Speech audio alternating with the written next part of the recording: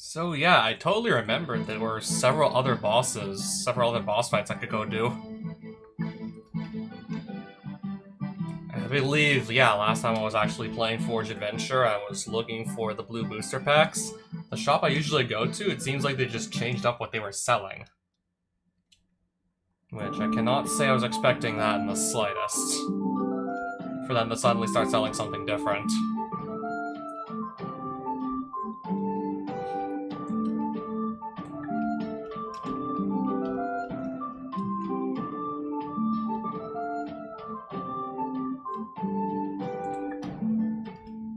Why do I feel like I've probably been to all these shops at least once or twice? I mean, I do remember vaguely one of the other, like, random towns having blue booster packs for sale. If I just want to keep on opening blue boosters, with the very slim chance of maybe seeing a piece of the Power 9 in there, then I could continue with that.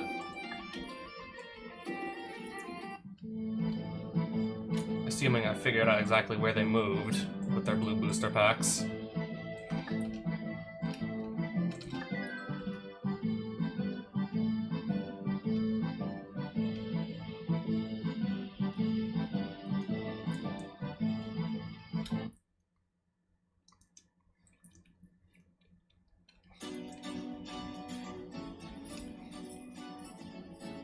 I can buy some here. I'm not really getting a discount anymore since this is a town I don't just have a bunch of, like, reputation in. So if I buy them here, I don't get the discount.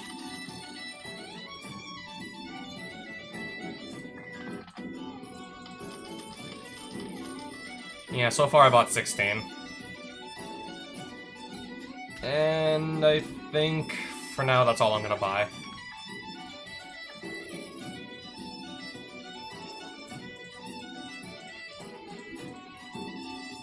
Yeah, I still have plenty of packs to open, so let's just do it and see what comes out of these. Let's just do it, I guess.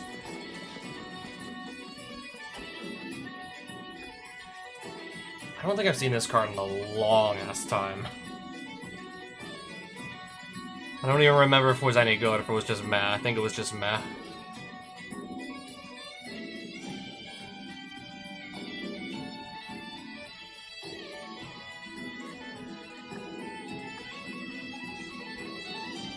I don't have this original, like, version of Frantic Search, so I believe I'll keep it. I think I'll keep it for that. Is this a land on the back? Yeah, it is. It's just like a bad Force Spike and like a bad land on the back, but you get to choose between Counterspell or land. If you either need the mana or it's just apparent you're never going to counter anything with that.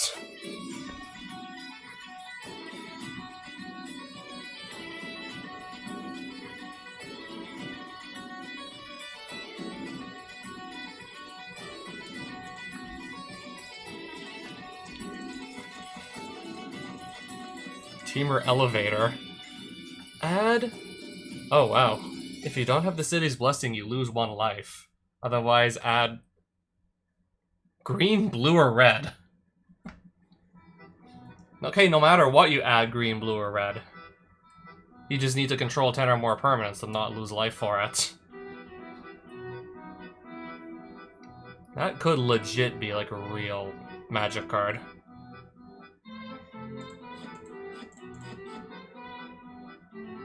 At the beginning of your upkeep, you may have Cryptoplasm become a copy of another target creature, and if you do, Cryptoplasm regains this ability.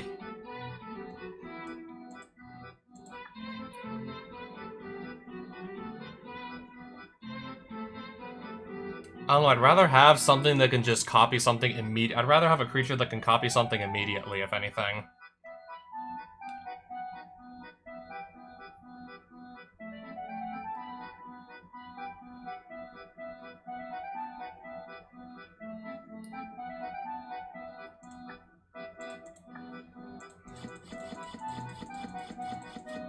Okay, yeah, I already do have Snap.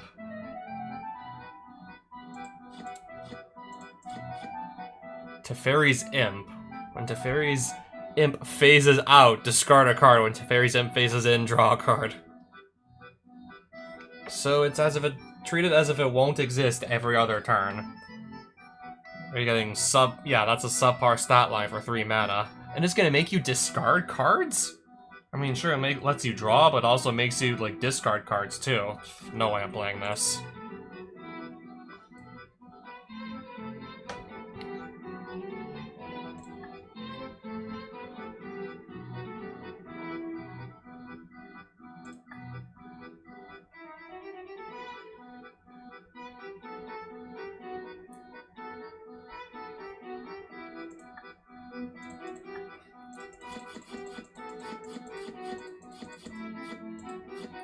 Okay, that's not bad for a common. Growth Spiral, that's decent. Curse of Surveillance.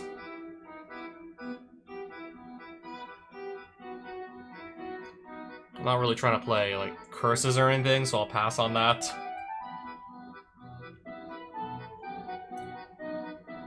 Okay, this card's decent. This is a decent counterspell.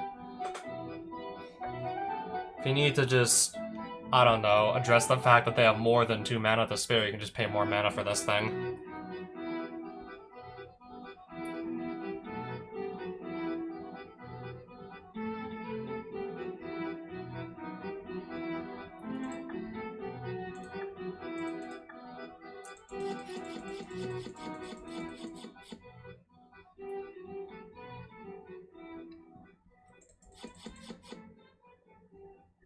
Not bad at all. Oh, Dissipation Field. Whenever a permanent deals damage to you, return it to its owner's hand. That's alright, I guess.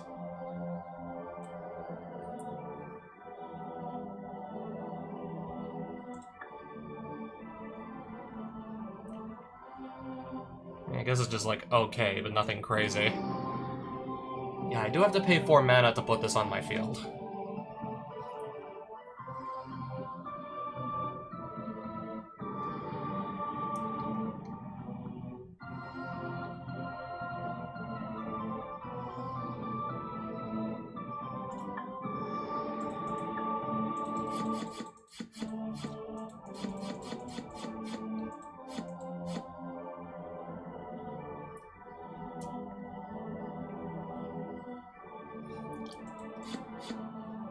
Careful Study. So, draw 2 cards and discard 2 cards. Okay, but it's in my rare slot, but I'll still take that. I'll still take Careful Study into my collection. I still have a deck that just loves to discard high mana value creatures and just revive them, so this would be a perfect fit.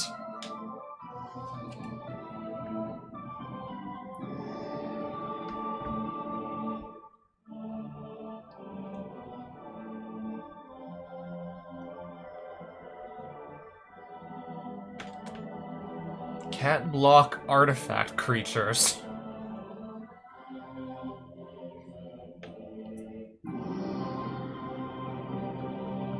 I'm sure that downside comes up every once in a while. I'm sure it does.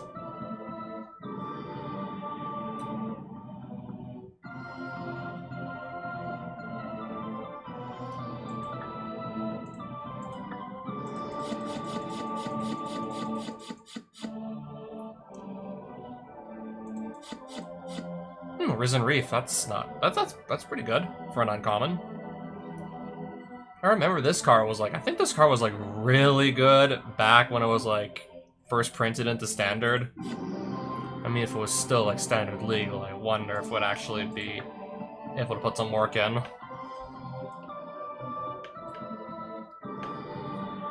Yeah, I know there's like a really good like elementals deck running around in standard right now with like a bunch of the new Lorwyn Eclipse cards, so like I'm like only like too certain this isn't currently in standard, but I think if it was, it would still probably make impact there too in 2026. Or if I just want to build like an elementals deck in Commander or anything else, this could just go in.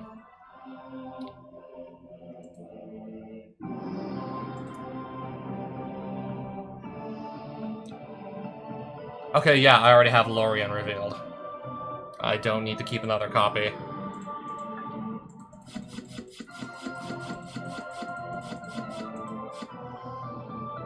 Enters the battlefield unless you have 2 or more opponents. This isn't really gonna happen in adventure mode, so unfortunately, it's just the land that always enters tapped for me.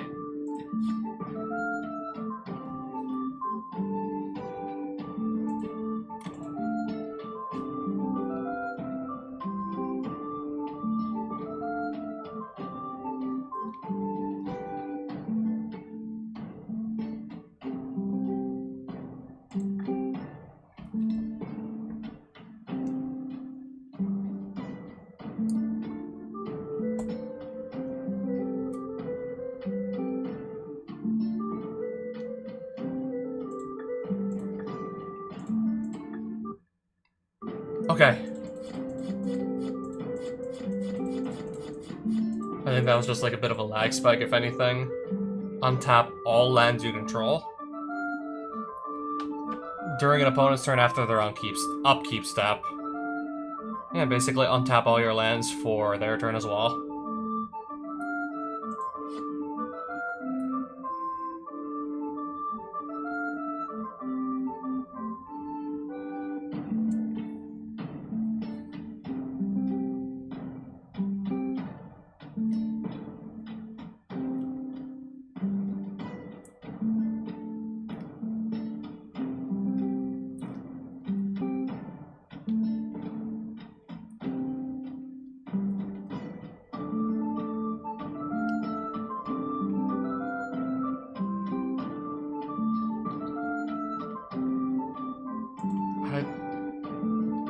I don't know, maybe if I need to just exile something for 2 mana in blue, or even especially mono blue. Sure, my opponent gets to like manifest the top card of their deck for free, but... Oh, interesting, if I ever want to play Sliver deck. Oh, and Pact of Negation, if I want to just counter something for free. And don't mind just paying 5 mana at the beginning of the next upkeep. If I just need to, like, make sure I can cast this, like, at any time, and then we just worry about paying the 5 mana later. Or if we just win the game the same turn we cast this, then we can forget about the 5 mana to avoid losing the game.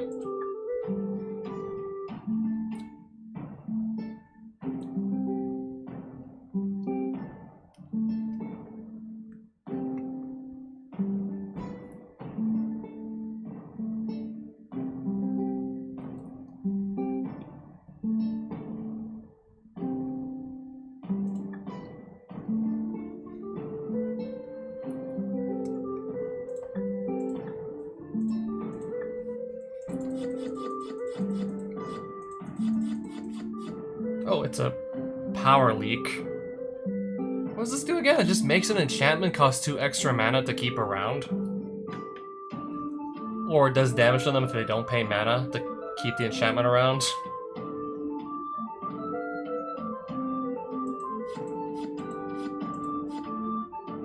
Creatures you control with +1/+1 counters on them can't be blocked. I don't know, I find that potentially hilarious on the right deck. Okay, so yeah, literally can't be blocked at all by anything.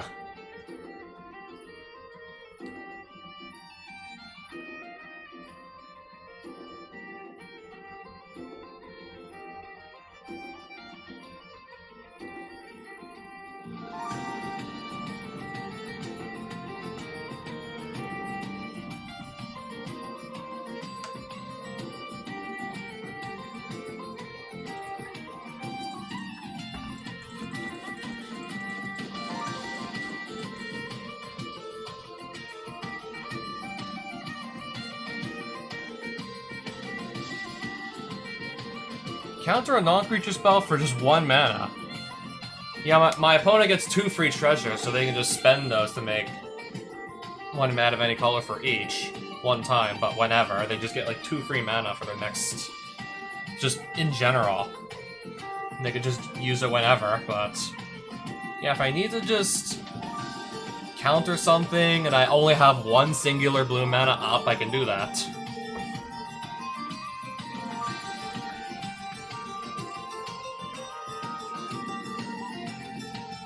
And with that Teferi staff on top of land I control at every end step, I can effectively guarantee that I have the one to pay for this.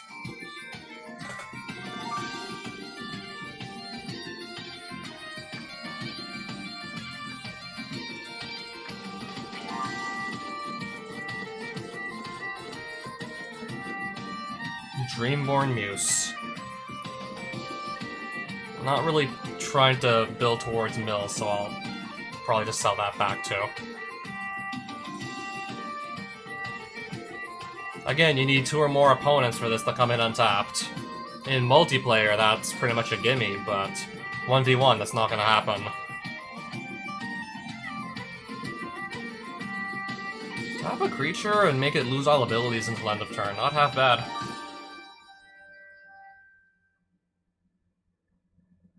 Pay 8 mana.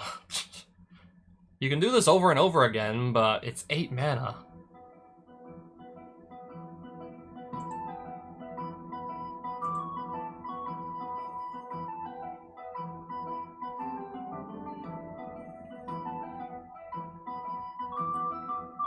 Yeah, I already have Brainstorm.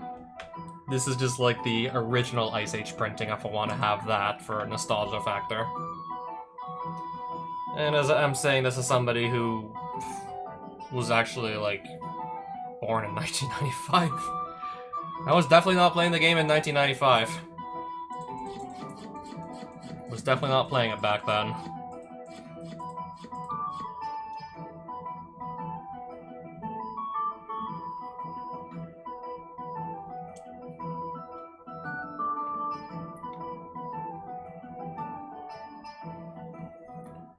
I think I already have, like, an old, like, bordered version of Snap in my collection, so no sense in keeping another. And I also already have a Muldrifter as well.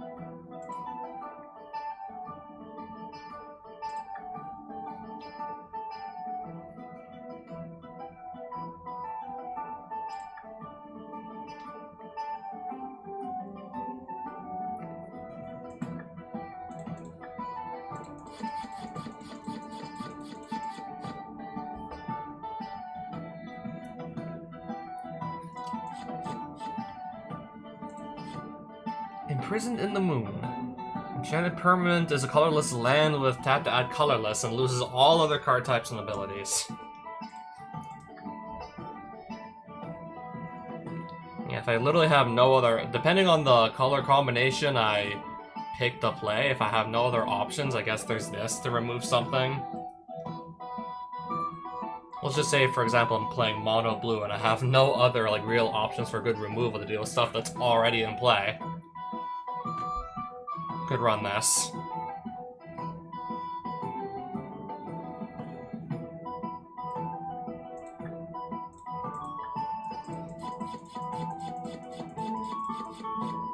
Rhystic Study, which would be absolutely bonkers if this was like a multiplayer, like, adventure mode.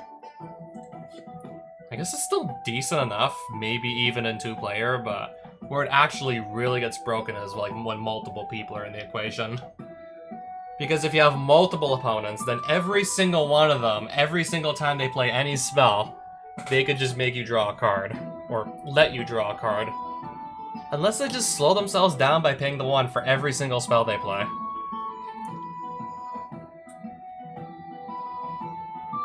Maybe if some of the computer opponents were trying to just combo off and play, like, rapid fire a bunch of spells in 1 turn and win quickly, but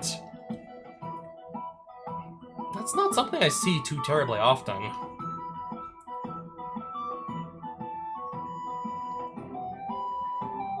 Yeah, I really just don't see this being, like, run anywhere except in, like, Commander when it's, like, multiple opponents are playing at the same time, when it's, like, at least 4 people. This is absolutely broken when there's, like, 4, maybe even more than 4 people in the game.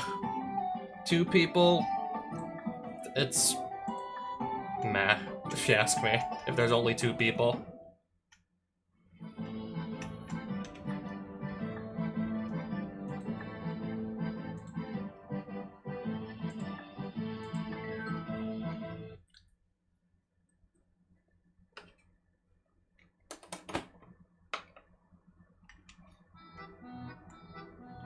I'm just gonna go sell back the cards I do not feel like keeping.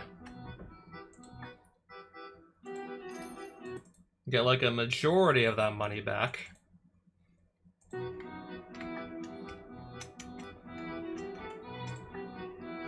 So yeah, that's the deck I'm currently playing. And I'm probably just gonna keep on playing it for the time being. I mean, yeah, Animar's Soul Elements is definitely up there for my favorite legendary creature / commander of all time. I mean, depending on how you build the deck, it can be highly susceptible to removal, especially if it's all targeted. Especially because it would probably all be targeted towards your commander. If your opponents have like half a brain and know what to do to stop your deck. Yeah, the way I have it built, at least, in this game and also in real life, really relies on just the commander sticking around so it can just accrue a bunch of +1/+1 counters. And yeah, every time it dies, if it has any counters, those are also like just lost too permanently. And then there's also just like the possibility, like, it's not protected from all the colors. And there are plenty of, yeah, especially since it starts off as a 1/1, plenty of ways to get rid of a 1/1 creature, even if it's got protection from 2 really good colors to be protected from.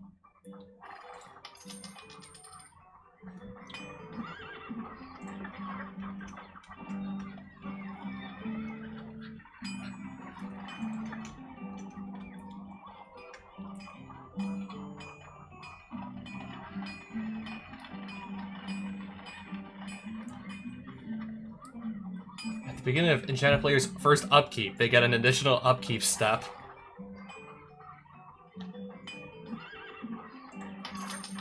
If I want to do like an enchantment deck that has a bunch of these enchantments with at the beginning of your upkeep effects, especially good ones, that might be nice. I still do believe, yeah, I still do remember owning a copy of Zur the Enchanter. I certainly want to pick up more enchantments. Looks like I'm actually in an enchantment shop as we speak. More good enchantments that justify... Oh, wow. If I want to play a deck that makes... Oh, wow, yeah. If I want to play a deck that just spits out a bunch of tokens, that would be a pretty solid include.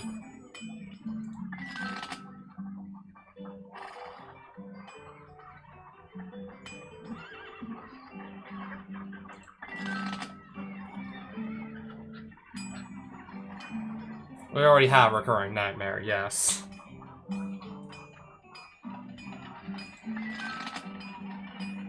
Treachery. Untap your lands, and then just gain control of any creature.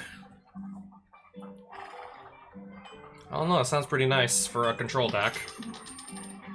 Any blue deck, but especially a control deck that can consistently stay alive and get the 5 mana and cast this. You'll just cast this, and then you'll just untap your lands immediately.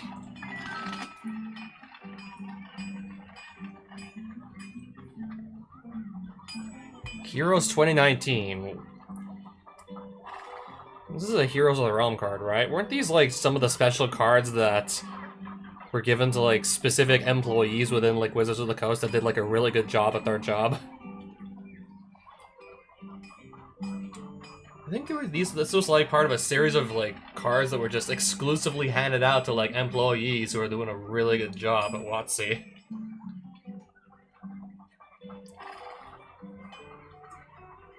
And thus, they're pretty much not legal anywhere. They weren't even, like, given to the general public. And they're basically, yeah, not really legal anywhere. They're just special promo cards.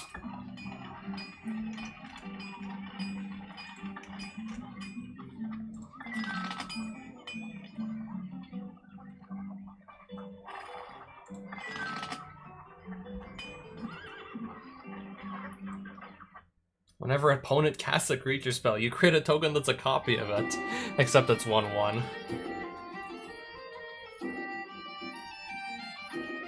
This would really depend on just exactly what my opponent is running. If they're just running a bunch of creatures that don't really have any, like, super good abilities, and they're just gonna get, like, only 1/1 copies of them, I don't know, they need to do like something crazy when they enter, if anything, for it to be worth copying them.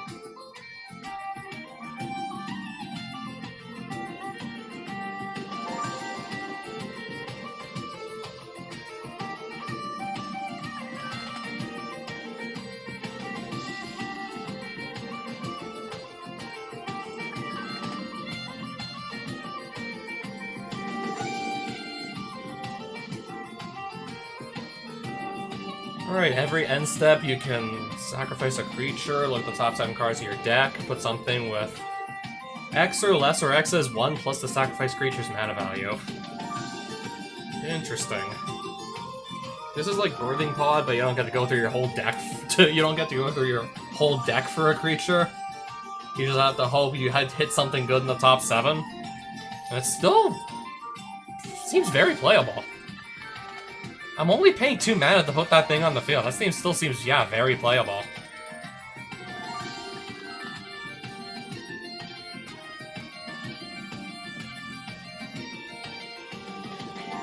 If I really, really want to play Zir the Enchanter. Yeah, we can just pair it with Vanishing and make it very difficult, if not outright impossible at times to remove. Yeah, Zir the Enchanter can just go and fetch this just by attacking. Pay 2, make enchanted creature, and I assume everything on it also just phase out until your next turn. And you can just do this over and over, as long as you have the 2 mana to pay.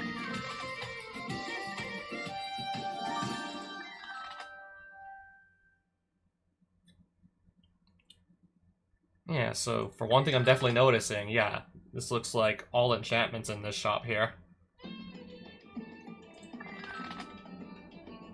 So I might as well just, I don't know, look around at some of these and see what I find. All creatures you control gain trample.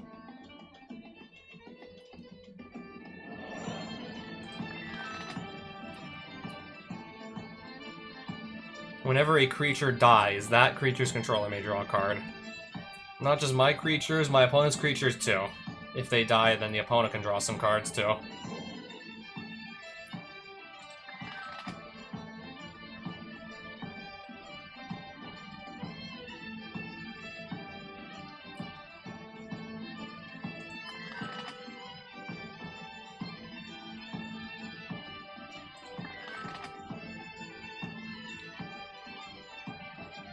Sorcery spells cost 3 more to play.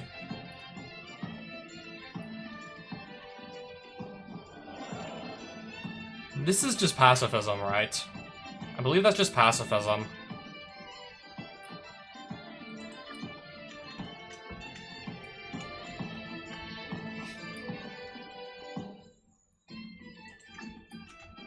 I'm gonna see what else we got going on around here.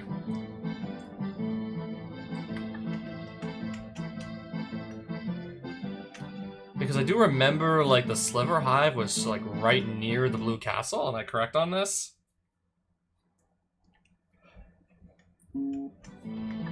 So yes, if I want to go fight the Sliver Queen, I believe it was the Sliver Queen in here. I've done this before on a previous playthrough. Then yeah, this would be the place to be. This would then be the place to go. Those things won't get past this gate. You can count on that, adventurer, so let's just not go to that gate. Let's go find a different gate. Okay, if you won't move out of my way, I'll just go take a different... I'll just go a different way.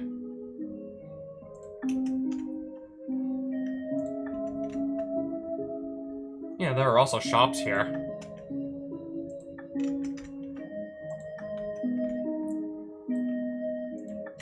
Oh yeah, there's Aragorn. Which, yeah, obviously I know I own that already. Oh, Cauldron complete. I don't have Stoneforge Mystic to pair with it, and even if I did, I'd only have like 1 Stoneforge Mystic. And 1 Cauldron complete, so there's like a 50-50 chance I draw this before I draw Stoneforge.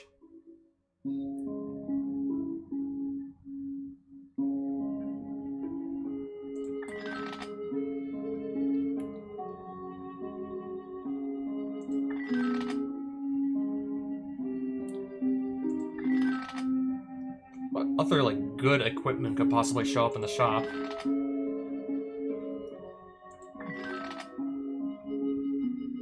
I know there's some other really good equipment. Oh, speaking of good equipment, there's Batterskull. Yeah, back in the day, yeah, this was paired with Stoneforge Mystic and the Stoneblade deck. Turn 2 Stoneforge, turn 3 Batterskull. And then the deck was just backed up by like a bunch of really good removal and counter magic. It actually broke standard for a while.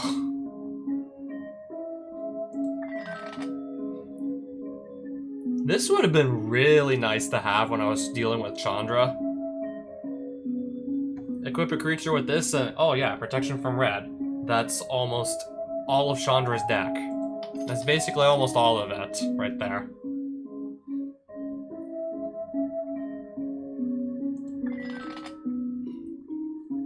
Not quite as good, but yeah, I guess there's Sword of War and Peace. The effects on this when combat damage is dealt, not quite as good. Yeah, definitely not as good as do 2 damage to any target, then you draw a card. This only just increases your life total and decreases theirs.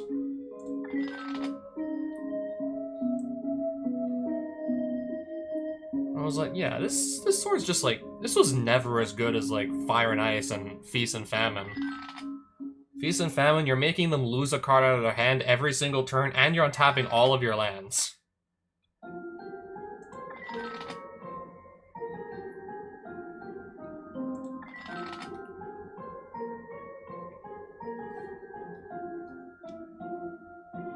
Okay, this is basically, in a way, like the Swords of Fire and Ice, Feast and Famine and whatnot, but I would still probably play those in a deck over the Buster Sword. Yeah, I do like the draw a card, and then you can cast a spell from your hand with mana value less than or equal to the damage you dealt with the Buster Sword and the equipped creature without paying its mana costs.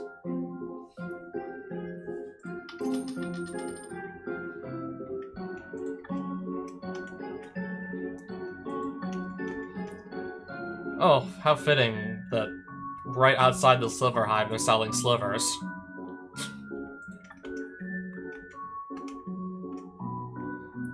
The horse looks at you with disinterest.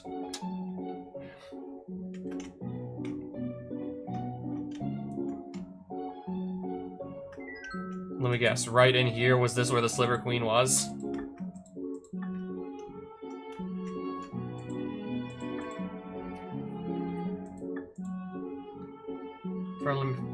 For millennia, I've been keeping the slivers of the Skep healthy and peaceful, keeping them under control to prevent them from attacking outsiders. Everything changed when the Sliver Queen attacked and took control over this hive. As you can see, I was unable to defeat her. Where'd she look at it? I'll take care of it. She's right inside that cave. First of all, in order to get access to her lair, you need to defeat 3 of her lieutenants that are scattered around here in the Skep. Only then will you be able to enter her lair.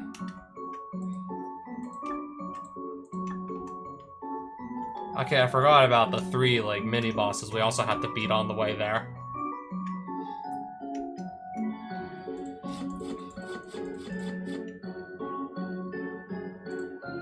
Okay, that's some nice stuff in there. Oh, speaking of elementals, but I think I'll pass on playing this one.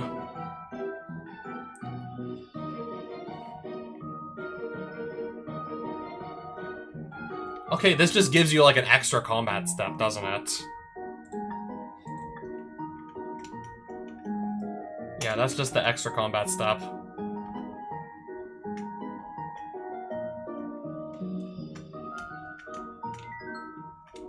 Alright. Black sliver with a crown over its head. Metallic sliver. So is this like one of the 3 mini-bosses we gotta beat? I have a feeling that it is, to get access to Sliver Queen.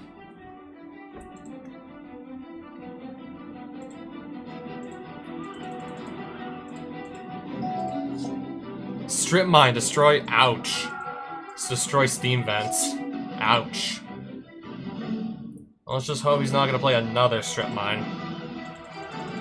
Because then how am I supposed to actually produce mana or anything.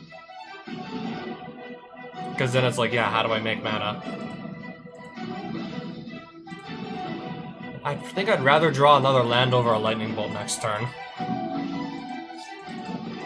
What if I get strip mined again? Then what?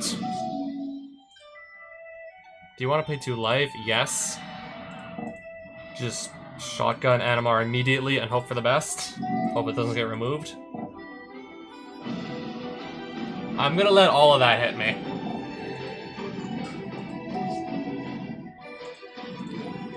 And now that I have Animar out, and now that every time I play a creature it's gonna start gaining counters, let's start playing creatures.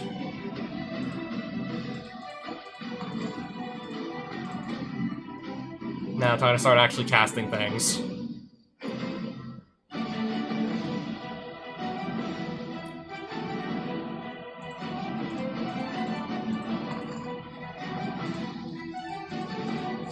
Yeah, I just want to see like my next 2 cards immediately. And then see what that might open up.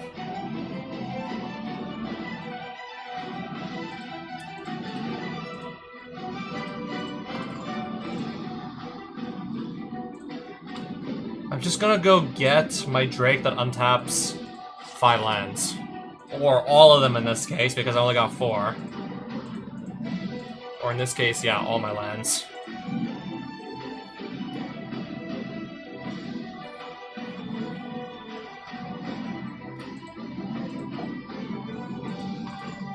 Alright, so I'll draw 6 cards here. We're still only on turn 4, by the way.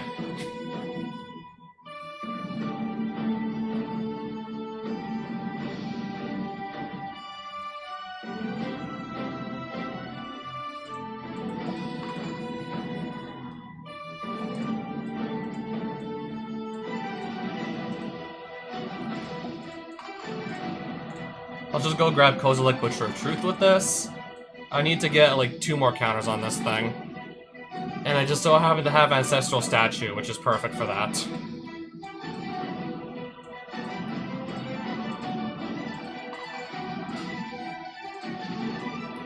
I wanna like, I don't know. I can bounce the Drake? Sacrifice Wild Canter for blue and then untap the lands I have again. I could totally do that as well. Sacrifice Wild Canter for blue. Untap the lands I have again. If I just really want to keep playing, I guess I could keep playing.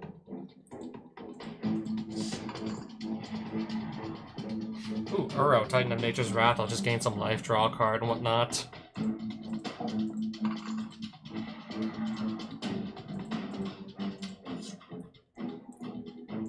Oh, right. I can put a land onto the battlefield, so we'll do that too. Well, I suppose let's do that also.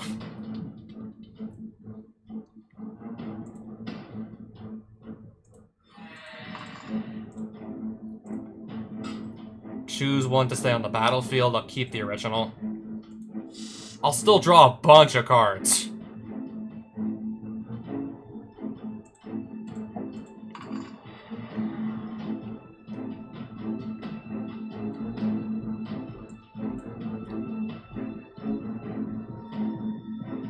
I don't know, I think at this point we've probably done enough for this turn. Okay, just how big can my Moloch be? Okay, I think we can do, yeah, X equals like 16 here.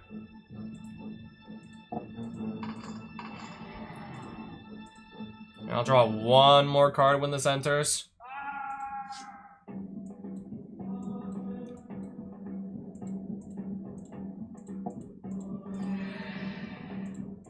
My creatures did not have haste, so we'll just have to give them 1 more turn.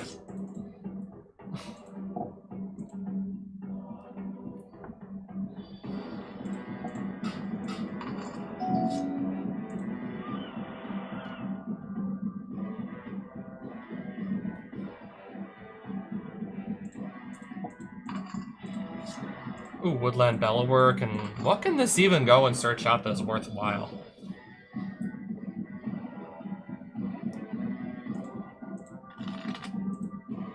Already did play my land this turn, so yeah, never mind. We're not gonna double counters anything.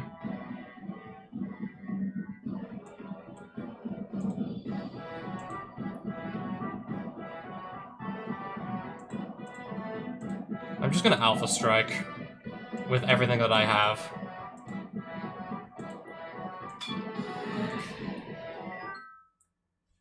We're gonna win anyways.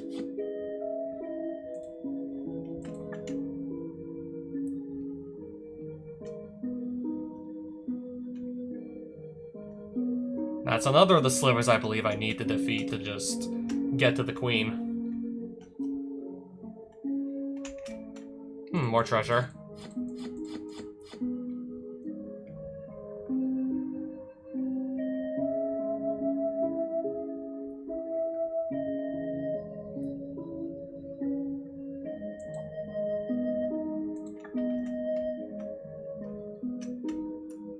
Alright, more money. A spell book.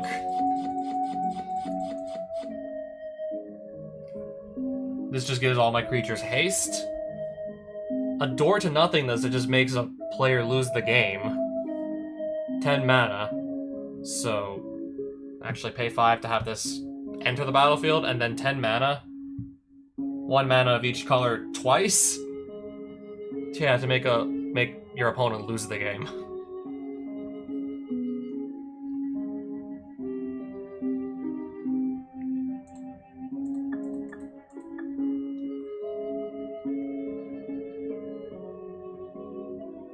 The rest of these I don't really think are even remotely worth keeping.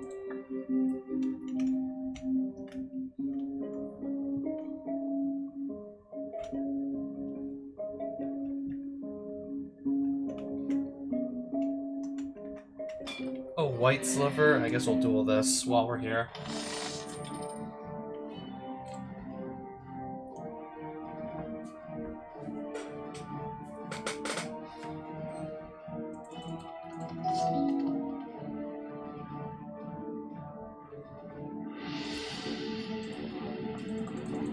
Didn't really have anything for turn 1 anyways. Sliver creatures you control have Death Touch.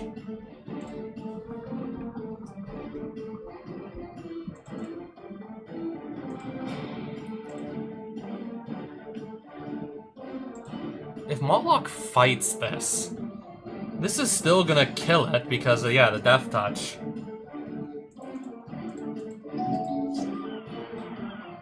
Slivers cannot be the target of spells or abilities. I don't know if I want them to all be having Shroud.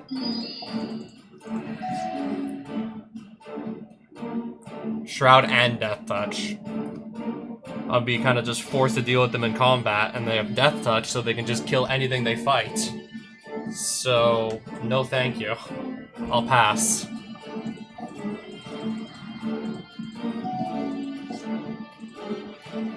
Okay, they'll have Shroud anyway, so just play a second Crystalline Sliver. So no matter what I do, they're gonna, yeah, Shroud.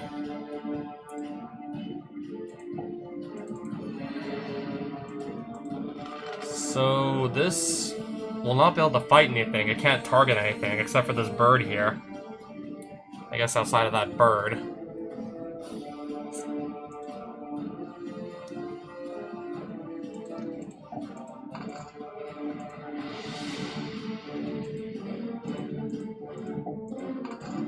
I'll have Moloch at least get rid of the bird. Yeah, not really exciting now, what we're looking at here. Not that exciting a board just yet. Whenever a sliver you control becomes the target of a spell or ability the opponent... Yeah, like that's gonna happen. Yeah, like that's happening.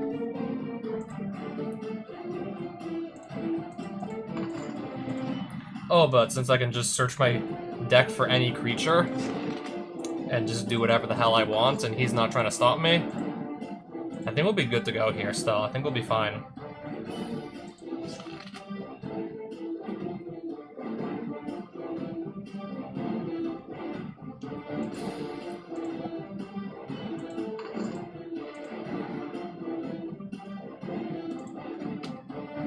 Again, just so I can untap my lands, we'll turn this extra land card into a Peregrine Drake.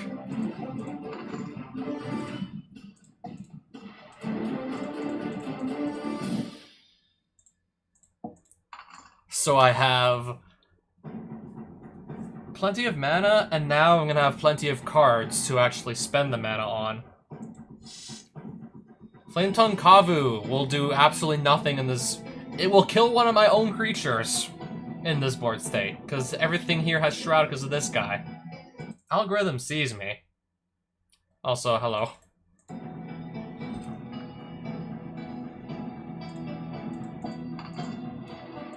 Sure, let's play Mox Emerald.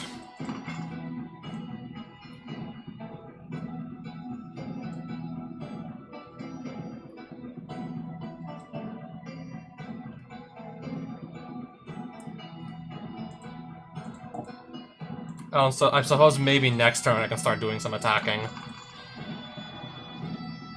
Right now, I don't believe that's going to work.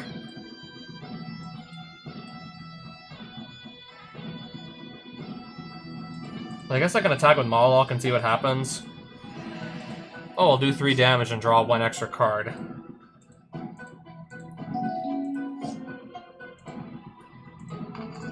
What does that do? All slivers have tap. This creature deals 1 damage to target attacking or blocking creature. And they all have... Oh, and they all have Death Touch.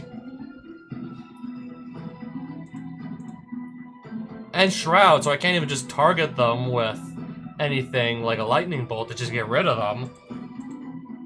But I still have way more creatures than he does, so... I mean, I guess just not gonna have Animar attack ever.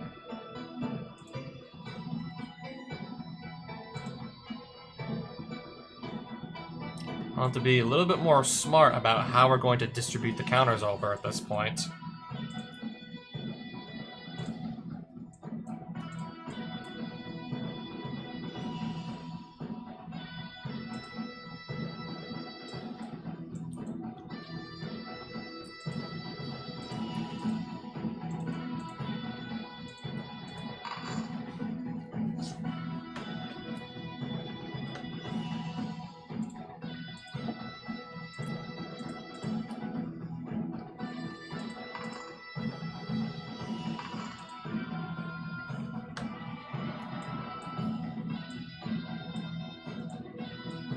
Let's just draw my next 2 cards and see what I find.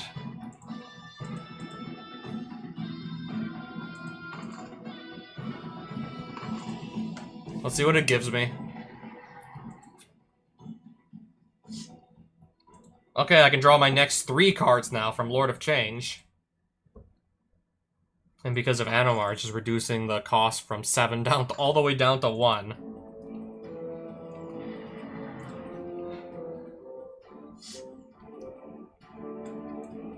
No blue mana up. And then I drew Snap.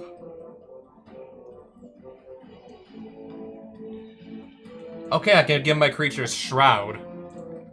I can make my stuff untargetable now with this. If I don't mind just sacrificing a land every time my opponent tries to target something I control.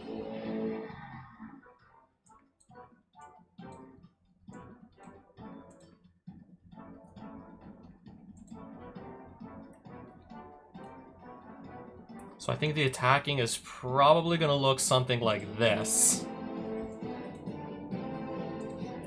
None of these flyer have reach or anything, so this can probably go in safely too.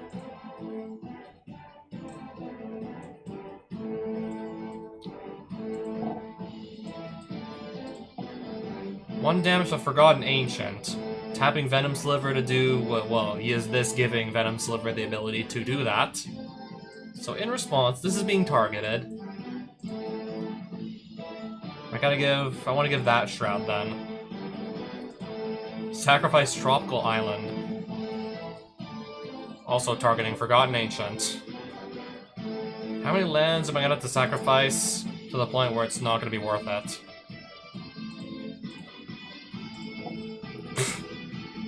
Diffusion Sliver now deals 1 damage to it.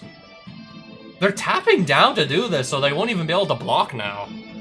I just realized they won't even be able to block now, because they keep tapping down.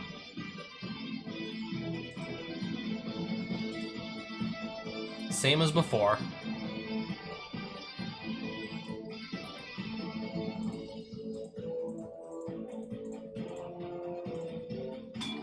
Okay, this is still gonna block, and these should both die in the combat. Oh, I didn't even realize I was just gonna draw 5 more cards anyways. Oh, we can play a land still. I forgot. I did not know we could still play a... We had a land drop still.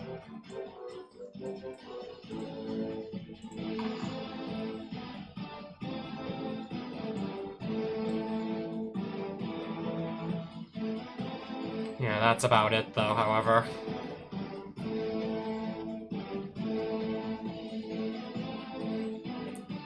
Mox Emerald's also tapped down, so... not really doing anything else this turn. Oh, now they have First Strike, and Death Touch, and Shroud?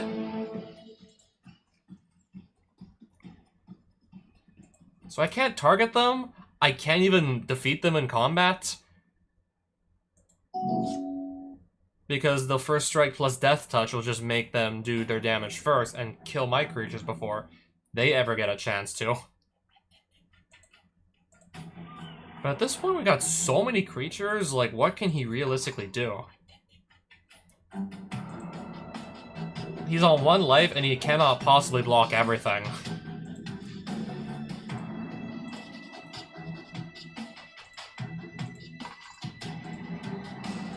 Woodland Bellower for free, that's hilarious.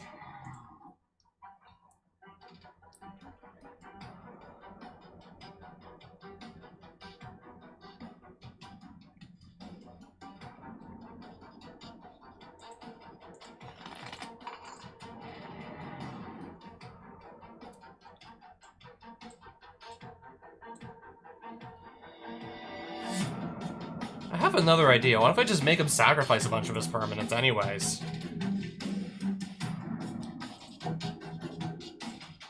What if I force him to sacrifice permanents? So I'm gonna put Fierce Empath back to my hand with my own Mana War, and then just go recast the thing. And then play Kozilek for 0.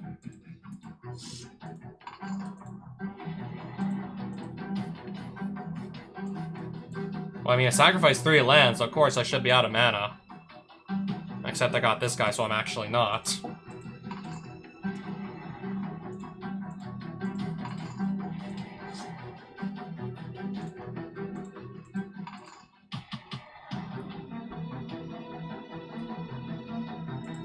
Let's just attack with everybody. Not only do I have way more creatures than he has blockers available, and I just need to do 1 damage, I can also just make him sacrifice 4 permanents. He's just gonna get rid of all his creatures as I do the attack. That was annoying, but now I'm glad it's over. And if I want to build my own sliver deck, I'd probably just keep all the slivers. Maybe do that, like, maybe do those shenanigans myself. Put down 1 sliver that gives everything Shroud, 1 that gives everything Death Touch, and 1 that gives everything First Strike, and make combat an absolute nightmare for the opponent. Unless they're doing what I'm doing.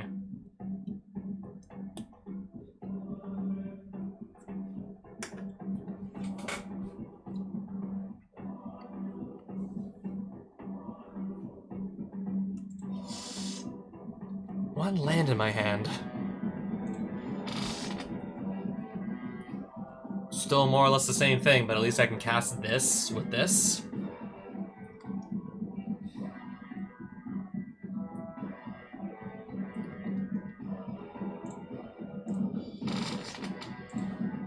I was just thinking there what I wanted to go do.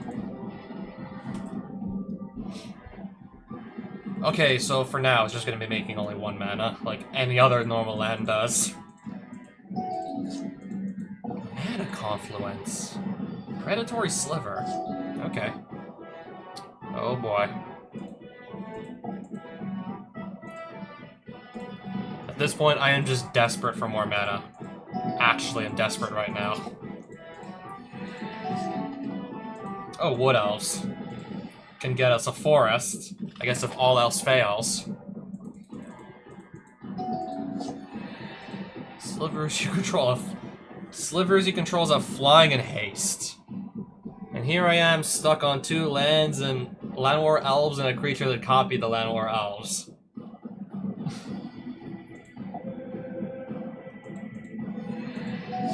I should probably, like, continue Ninja Gaiden 2, like, for real.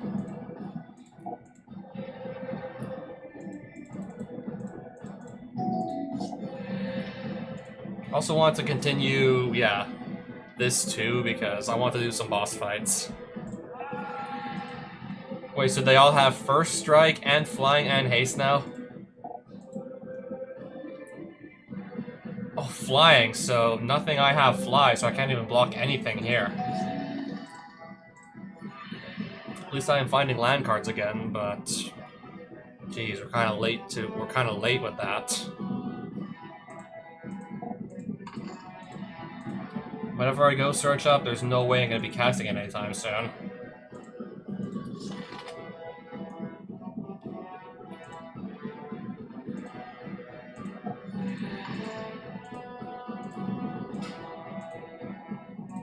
I mean, I might be able to play some of this big stuff eventually. I can't even cast another creature this turn. Yeah, my board is really not looking so hot.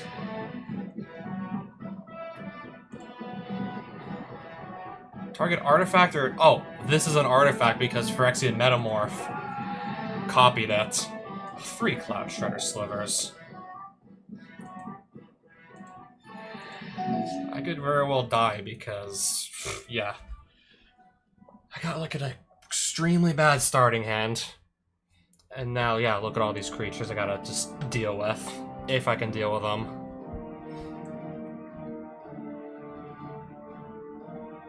Yeah, 3 Cloud Shredder Slivers. I don't think I got this one at all.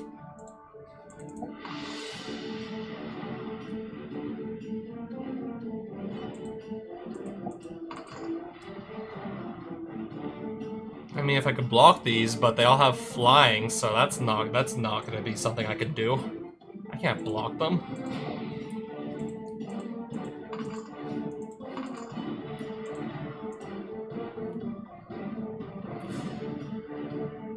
If I destroy the one that, who am I kidding?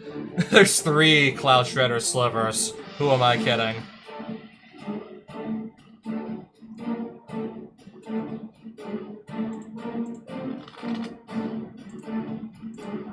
I'll make them lose 1 power toughness each, but I do believe for now that's literally all I can do. Who am I kidding? I probably can't come up with anything at this point.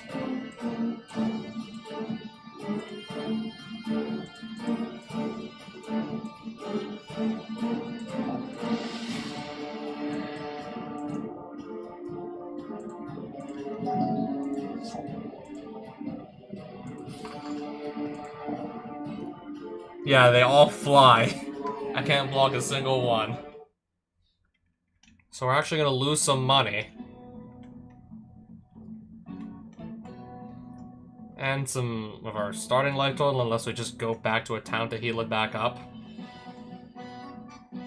Now, I'm trying to just walk to the nearest town here.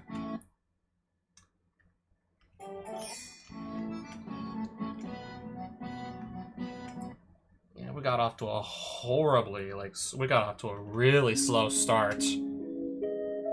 With, the 1 land, and then the elves, and then I literally just had to, out of desperation, copy that with Phantasmal Image and still find myself, really short on mana.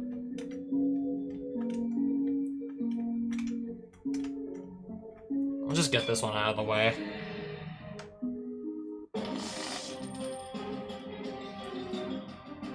One land hand to get... Oh, 2 lands. 2 lands, actually. This is a land on the back. If I start drawing lands turn after turn, we'll be fine.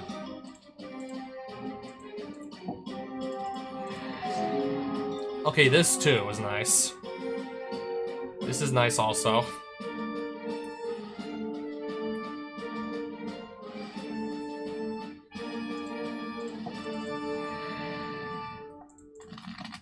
Cavern of Souls is gonna stay put. I can get Animar on the field turn 2. Just gotta pick Elemental from the list here. And now hope that Animar can stick around, because if he can...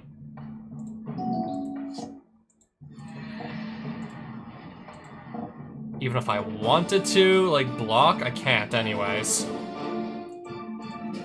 Okay, so I'm already gonna lose 8.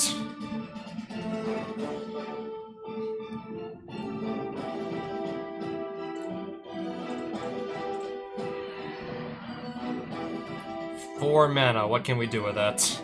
If much of anything. Sure, I'll play Uro, Titan of Nature's Wrath.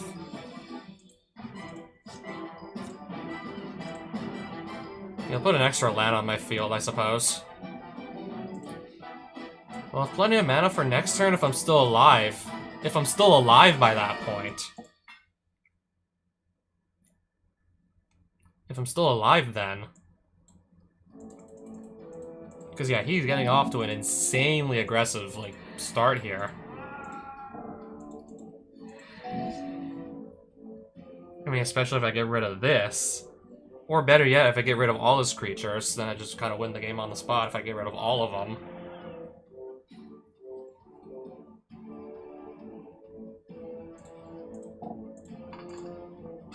Or he just gave me exactly what I need to win the game.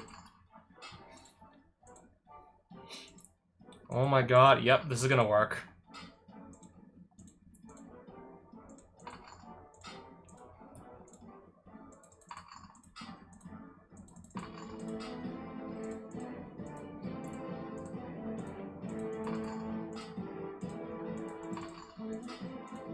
Yeah, we have an infinite combo going. Just the statue at this point. But it doesn't have any untapped creatures, so this is perfect.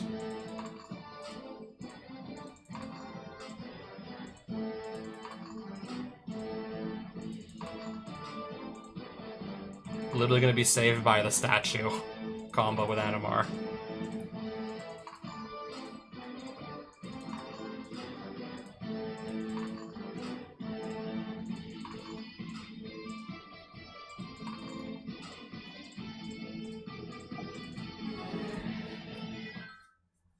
Win a game after casting 20 spells in a single turn. Or you mean the same spell 20 times. Just cast the same thing 20 times in a row. Because apparently, yeah, we're totally allowed to do that with Animar and Ancestral Statue. What is the Green Slivers deck gonna look like? Is he gonna be as, like, potentially annoying as the white ones?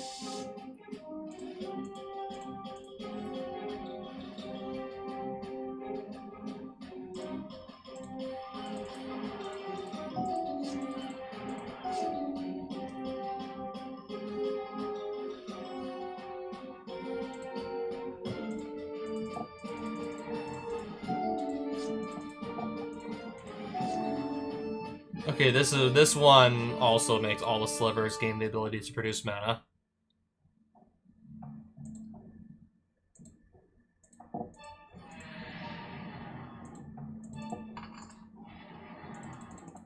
Alright, pass turn. Green Sliver picked Sliver.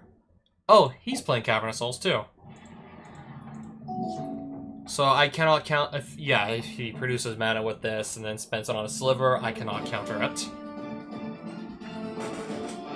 That is definitely not the end of the world. I'll play my Cavern of Souls.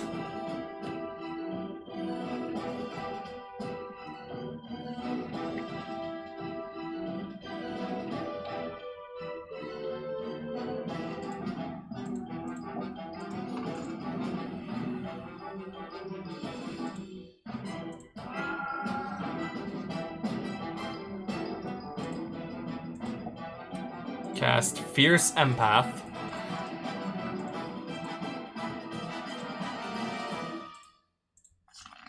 Try and just draw a bunch of cards on a future turn.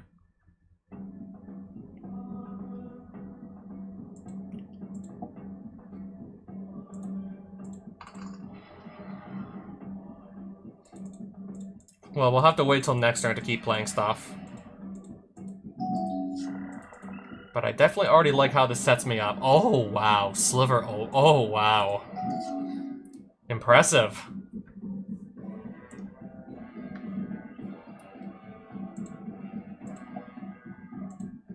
But I believe I already have an answer. I'll have an answer already, just immediately ready, anyways.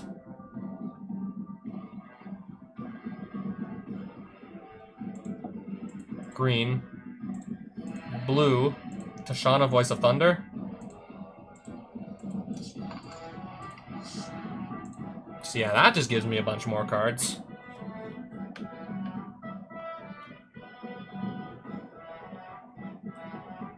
Stump Stomp will make Animar.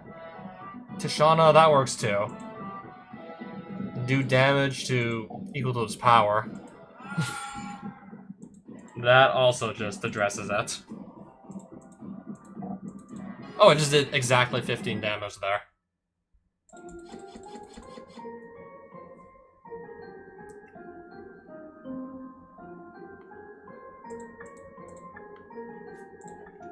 Picking up a few slivers for myself if I want to build one of those sliver decks myself. I'm starting to pick up a few... Yeah, I'm starting to pick up quite a few just by defeating these other slivers. Who would have imagined the slivers play sliver decks and drop sliver cards?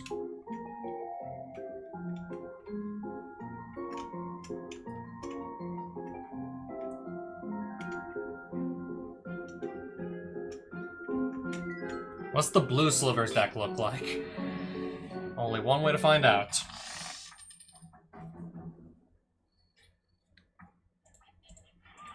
Underground Sea. Altar of the Brood.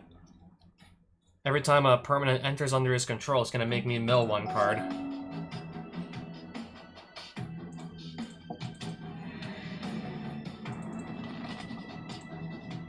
I believe I have enough lands to work with for the time being.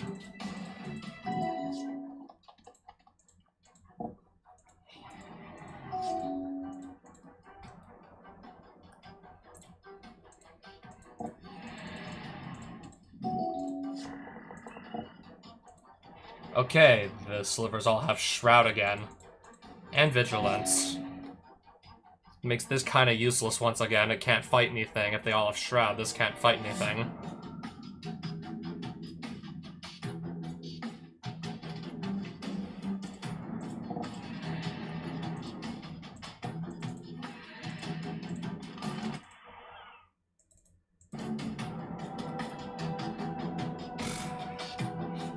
Anyways, yeah, I'll just pass.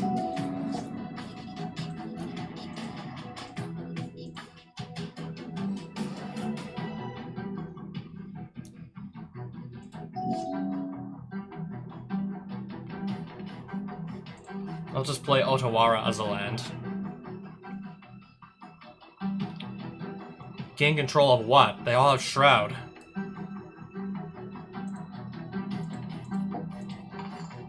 Cast Moloch, and it's not gonna fight anything, because it can't target anything.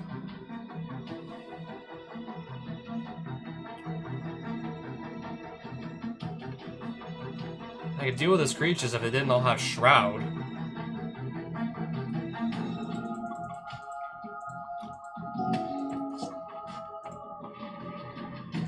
Okay, that's if the slivers want to attack through this board.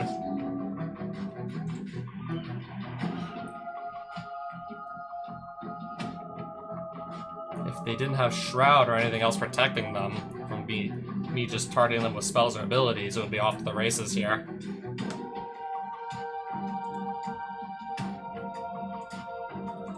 We'll attack and see if anything blocks. No blocks. All slivers have tap target permanent. Depends on what he wants to tap down. This could be problematic. Okay, basically all my creatures that could otherwise block are just being tapped down now.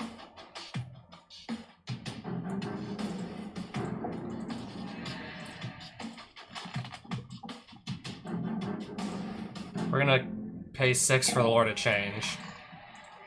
Not exactly what the deck should be doing, but I guess it is what it is.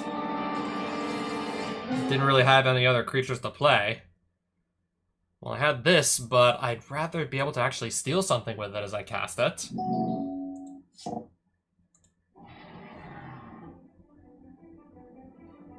Now he's got another of these slivers.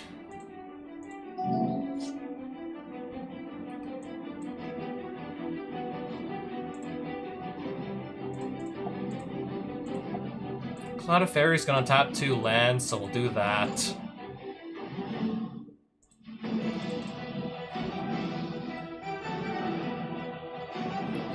And then from there, see if I can come up with anything that's halfway decent.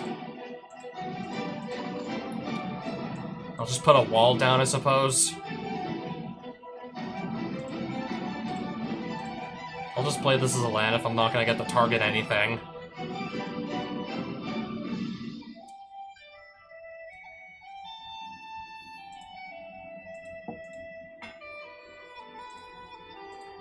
What's the top of my library looking like?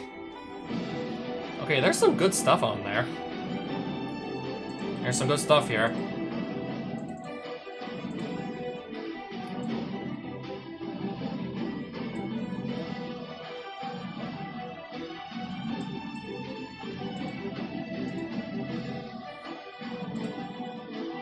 I guess I'll make this attack. Do 6 damage.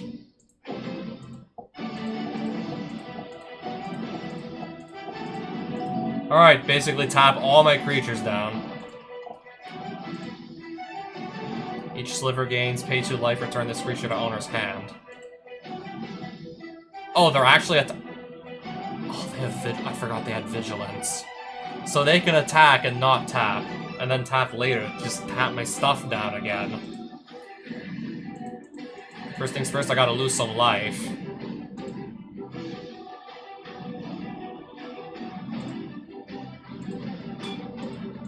I can stop, like, some of the damage from coming in. Oh, boy. Is that really that scary, though? I think it's especially, like, all the slivers have Shroud and can't be targeted. I think that's probably what's going to get me killed, if anything.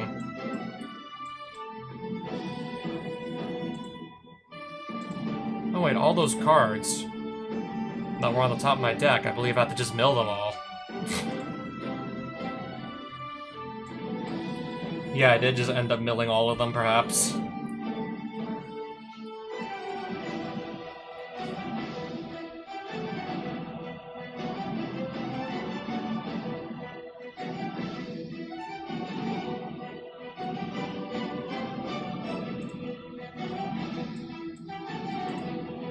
If I don't like what's on top, I'll just shuffle the deck with my fetch land.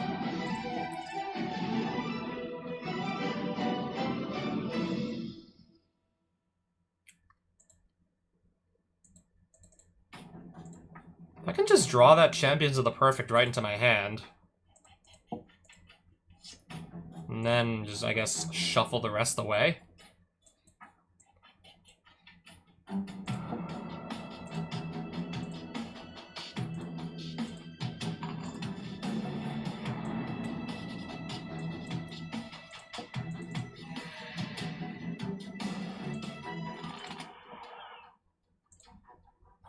That goes to the graveyard.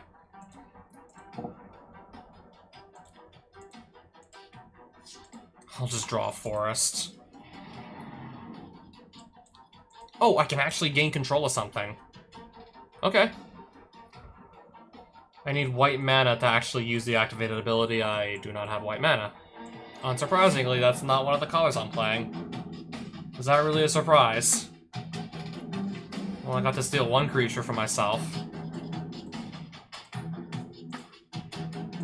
Maybe gonna apply some sort of pressure by just attacking with a few creatures at least. Maybe apply a little pressure. Might just be able to force a few blocks.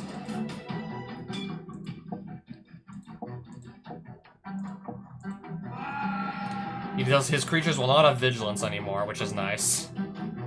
So they can't attack and then tap later to tap down my stuff. I just took the vigilance away.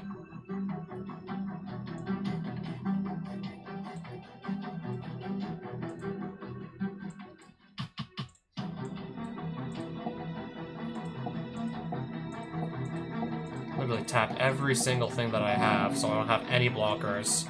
I don't have a single blocker available.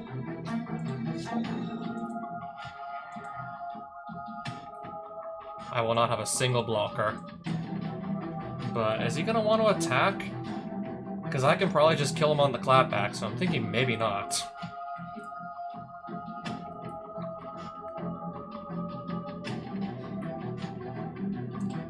I would probably just kill him on the clapback if he attacked with everything, so that's why he's not swinging.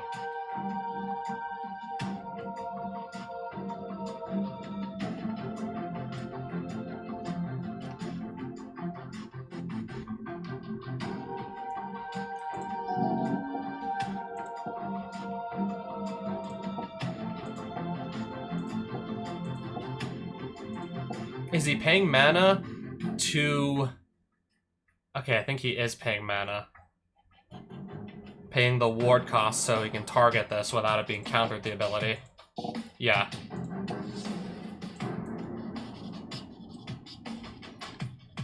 Okay, I can untap. This is perfect. Untap Animar and just attack with it for lethal. That is perfect, actually. Only creature he has untapped that could block is white. This is protection from white. That is actually perfect.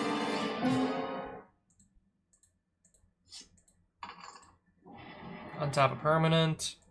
Well. Yeah, of course. Oh, yeah, of course. That might have been even more annoying than the white sliver, but I'm glad it's over.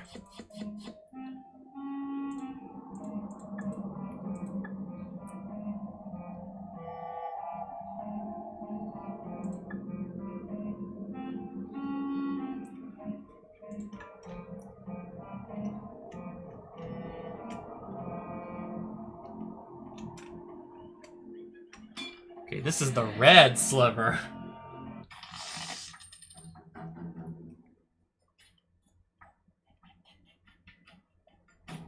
We'll see if this hand could work.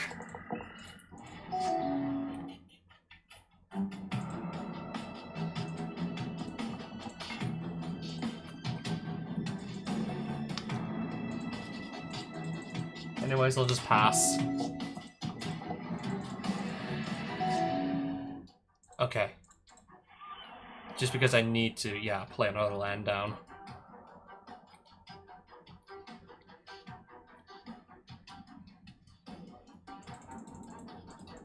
Pass.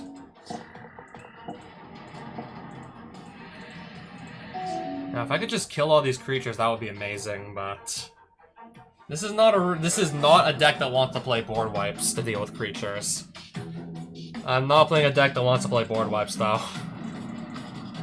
So, of course, I'm not really gonna have any.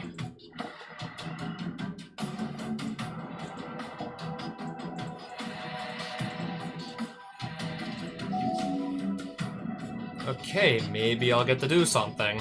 After all, maybe I'll get to do something here.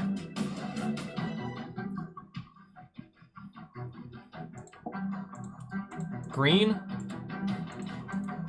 Fanatic of Ronus, Clan of Fairies. Will untap the lands I have. Who am I kidding? Still doesn't look like I'll be doing that much this turn. Unless... I'll copy Cloud of Fairies so I can untap my land some more. Seeing if I can just come up with anything here.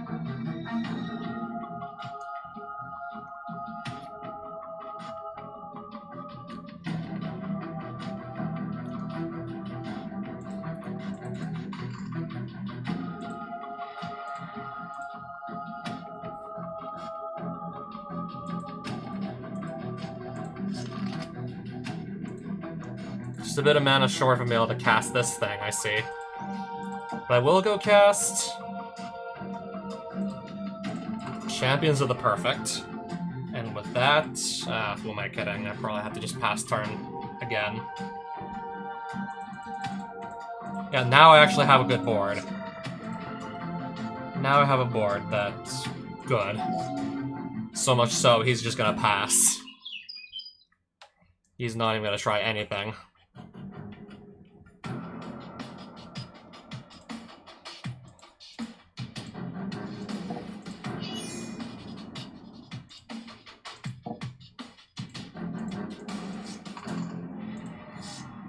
Oh, let's draw some cards, and with that, I'm just gonna untap some more lands. Okay, I think at this point we probably got him right where we want him.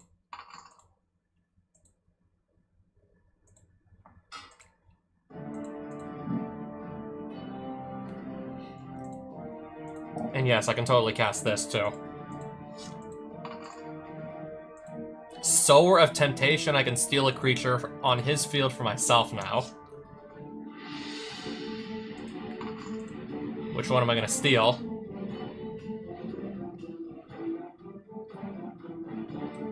I think I'll steal one of his mana dorks for myself.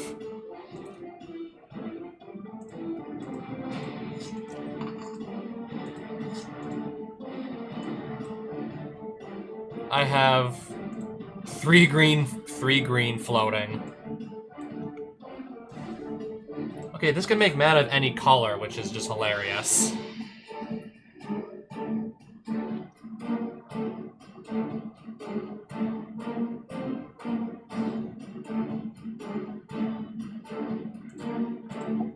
I'll use the Manawef Sliver to make a blue for Edric.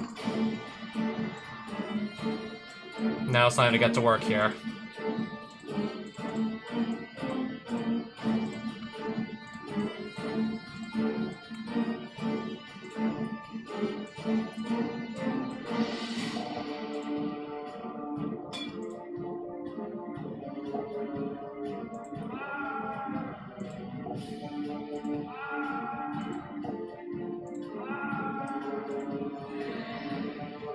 Oh, Edric must have died from this sacrificing slivers to... yeah. I don't get any card draw, but still.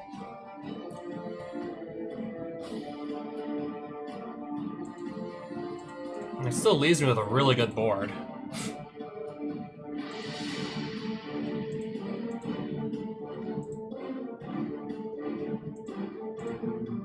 I'll just pitch 2 lands. We have this and we have this. It's fine.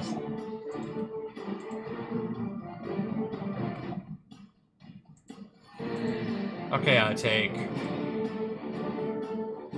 take 2 damage.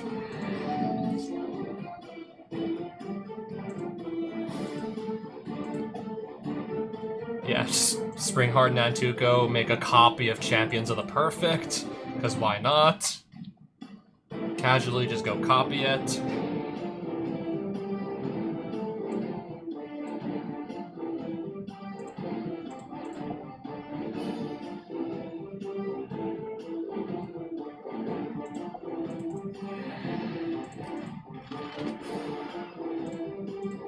I'll do it again. So nice, we'll do it twice. So, Imperial Recruiter. Now, every creature spell I cast is just gonna let me draw 3 cards. This is gonna get out of control quickly. Every creature's just gonna be, yeah, draw 3.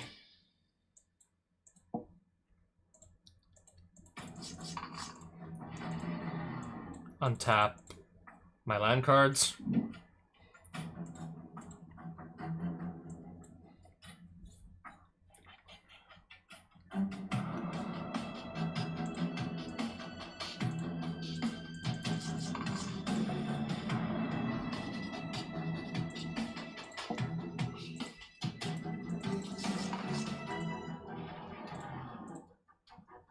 I will, yeah, untap my land. I don't see why not. Okay, here I can just search for anything.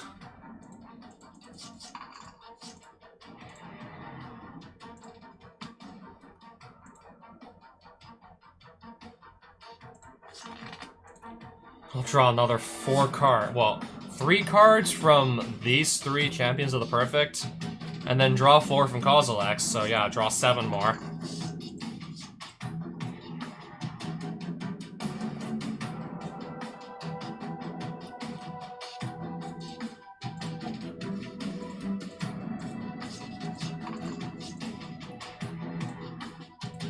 I'll play Kozilek again, draw another 7.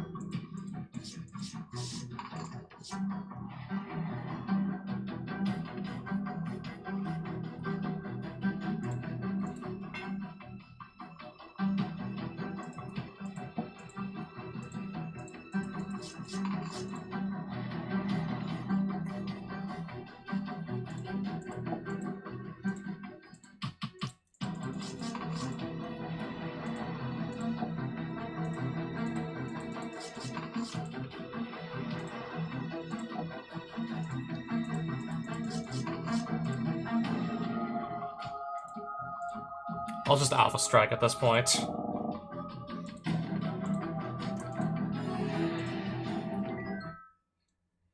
You know, we've already drawn up to like 40 cards, we don't need to keep going.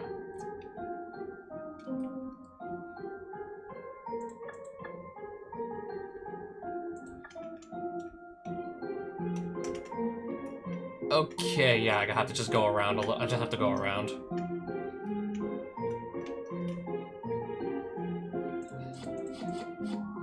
That's not half bad if I need to just deal with stuff in the graveyard.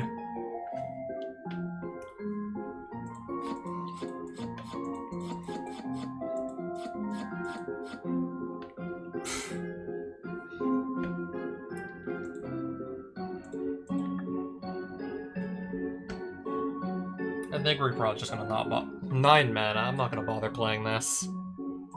That is an absolutely insane text box to put on a card, though, but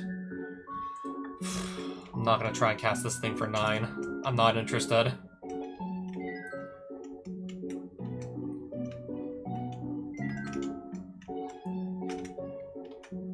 And there's even more cards here. Because why not? Looks like more, yeah, 2013 core set.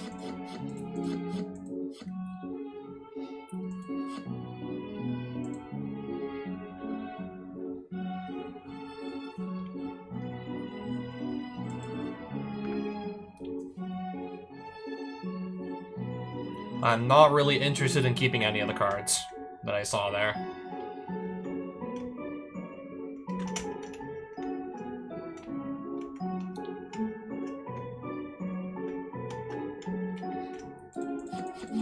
More loot. Protean Hulk. Now imagine if I also stumble into Flash and can do the Flash Hulk combo. Imagine if we also go find Flash.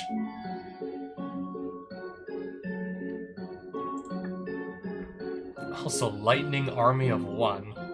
Magus of the Bazaar. Bazaar of Baghdad, but on legs. Yeah, the land is just, if anything, much better than this version of the card.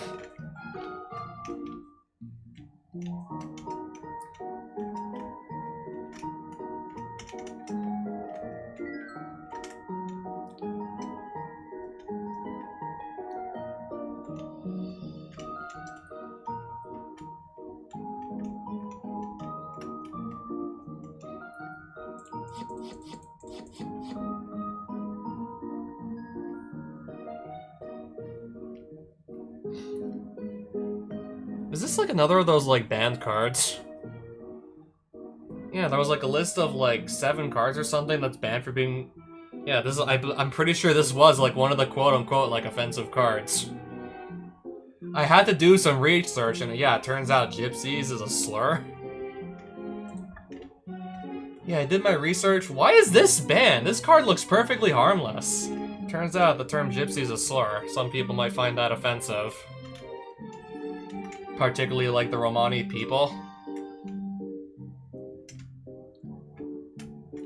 I mean, if you're like Romani and you want to play that card in like a casual like EDH, like, I would definitely give you a pass.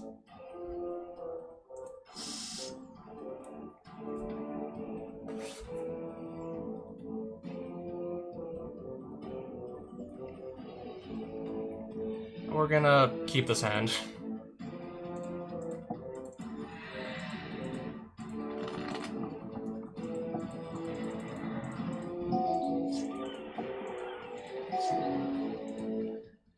So yeah, therefore the card is just banned in every format imaginable. Not because it's like broken or anything, like, yeah, the card's pretty much stone cold unplayable. Pay 2 extra to actually have the bolt resolve. Okay. Yeah, that pretty much stops me from doing anything else this turn. All slivers of shadow. Can't block or be blocked except by creatures with shadow.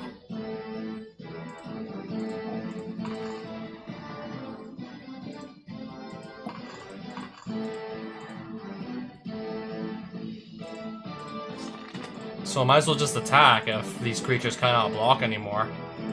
And likewise, I can't block them either.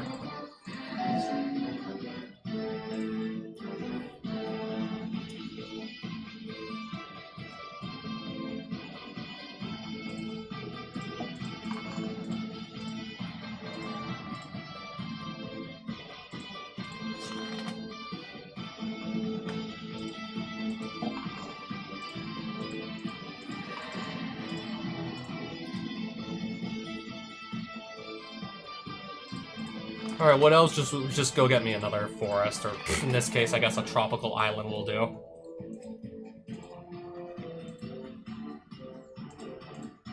I guess with the leftover mana, just play a Skull Clamp.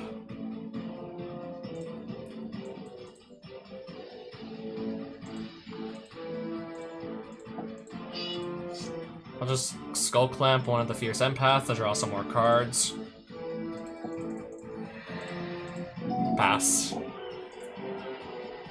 Okay, they already can't be blocked because they all have shadow. No need to give them flying too. And they're not gonna block anything I have because I played not a single card with shadow in my deck.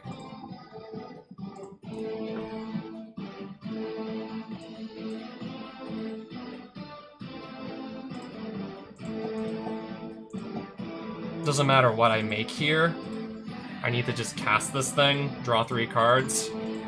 One of which is, I know, Peregrine Drake. And then cast that to untap my 5 lands. Whoop.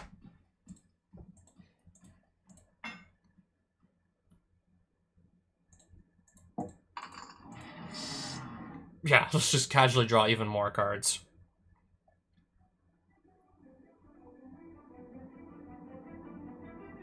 Ooh, Imperial Recruiter. Don't mind if I do. Let's see what I can go grab off of this. There's surely a lot of cool stuff to grab off of this. I'll take another Phyrexian Metamorph.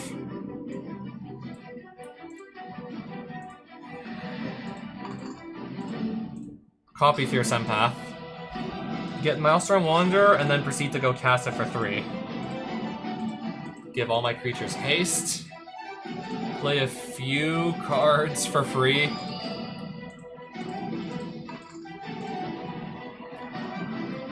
I mean, it's the fact that I just put all this on the board that counts.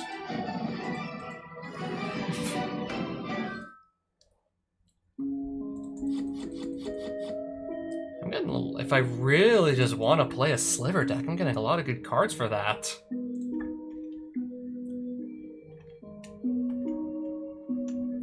So, was that like all 3 of the mini-bosses and now I can go fight the Sliver Queen herself?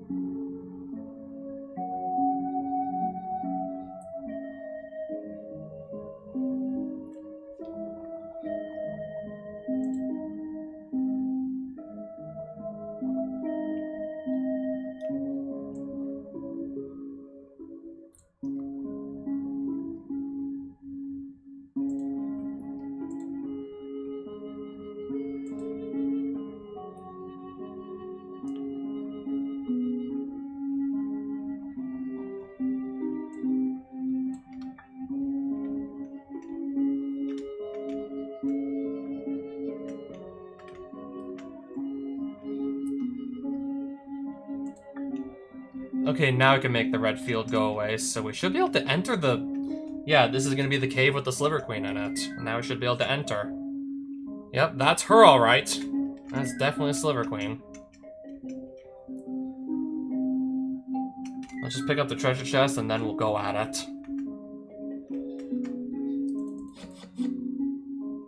Okay, there's really nothing special in here. 6 mana. This is a nice text box, but 6 mana is way too much for me to justify playing it.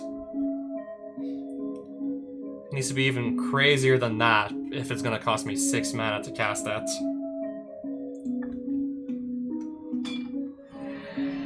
Nice effect, but not like nice enough that I'm paying 6 for it, and I'm gonna be okay with it. What was the Sliver Queen's boss effect? Again, because it's been a while since I last fought her.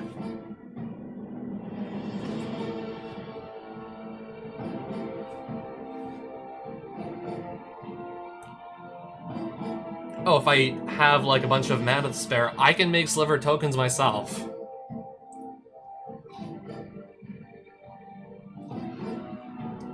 Okay, only once a turn, but still. But wait, 311 cards in her library? 311 304, but still, I think you get the point. Keep. Tropical Island, Wild Growth. We'll have Animar ready for turn 2.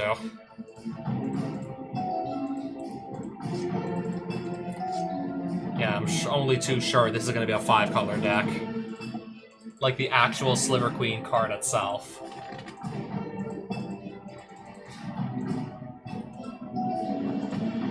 Sliver token! Alright, so far, yeah, it looks like we'll have plenty of time to just start setting up shop here.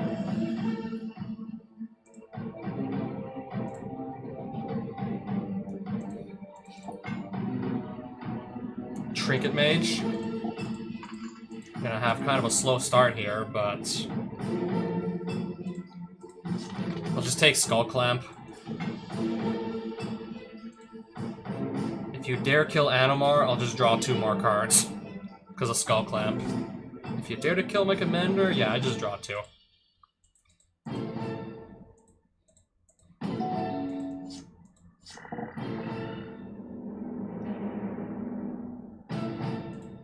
That shouldn't be a problem.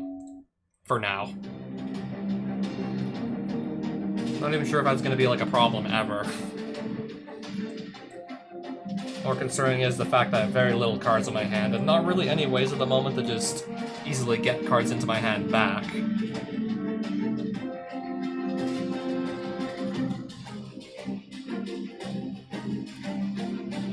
We can just copy. Feels a little silly to go and copy Trinket Mage, and I already have Skull Clamp, but I guess that's what we're gonna do.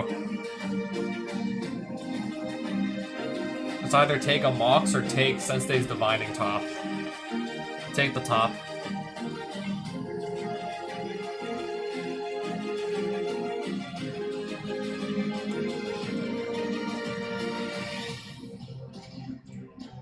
Well, I know what I'm gonna have for next turn.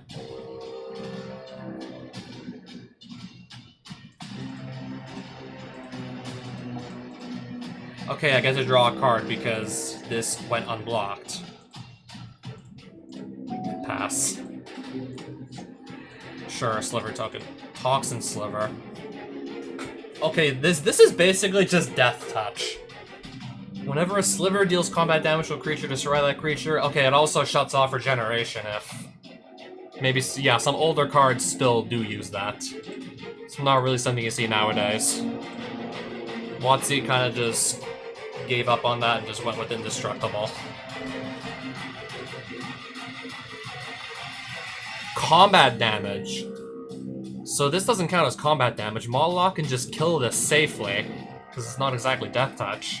It's combat damage. So Moloch can safely dispose of it.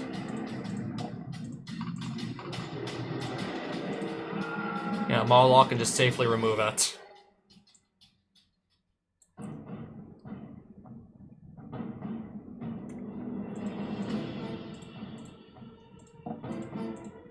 Attack with my 2 Trinket Mages, I guess. And so that's what I'm gonna draw. Nothing too terribly exciting.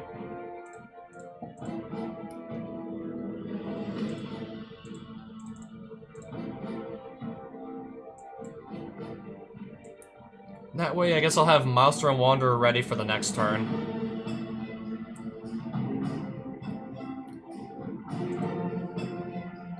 And Fierce Guardianship if I need to just counter a non-creature spell right now. Trinket Mage. But did she not have anything to go copy? Does the Sliver Queen not have any artifacts with low enough mana costs?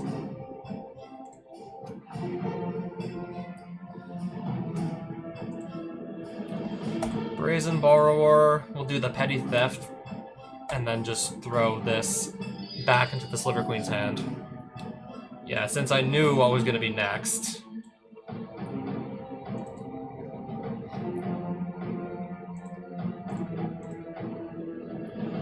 Any way to shuffle this library? Or no? Because I'm just gonna get like 2 1-drops with my Master Wanderer, which is not that impressive.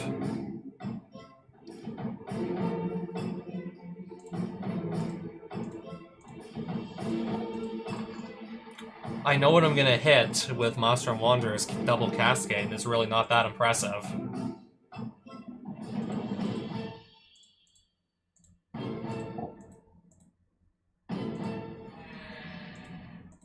Okay, I guess that's not gonna be true anymore. I'll just draw those cards into my hand. So now we won't know what we're gonna be, like, cascading into. Ancestral Statue. Wow.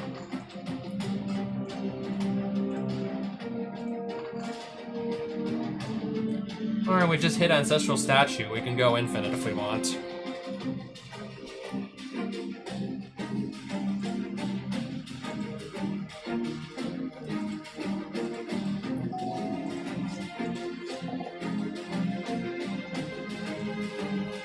I had a feeling that would. I've had a feeling that would happen. Yeah, recast Essence Sliver. This is fine. Especially since my board is looking like this.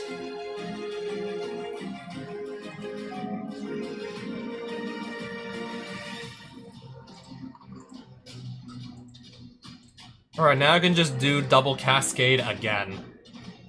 Let's see what I find off the second double Cascade. Okay, I'll play it. Oh, and a Fierce Empath, I will definitely play that.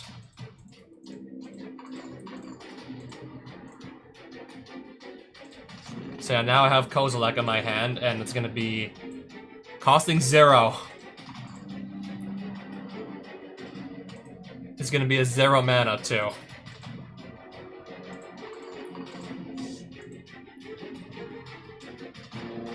Oh, so you're telling me if I really wanted to, I can now draw even more cards?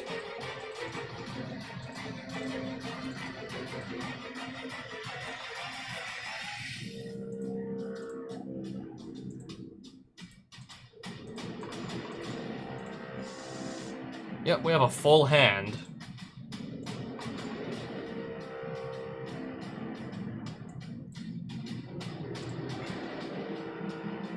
What's my mana looking like? I have a single green floating. Don't have any way, it appears, to produce blue at this very moment. This could produce red, but... no, I'd rather have a way to produce blue, if anything.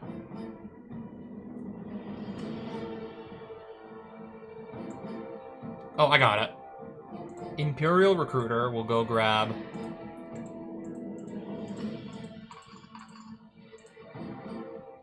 Wild Canter?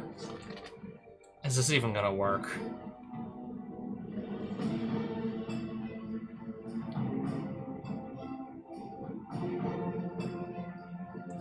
I think we're gonna be like 1 mana short.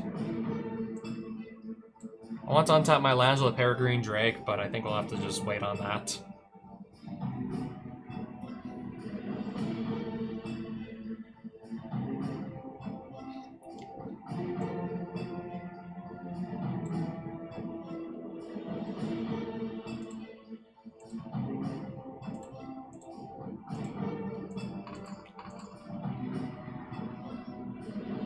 Okay, I can make a green here.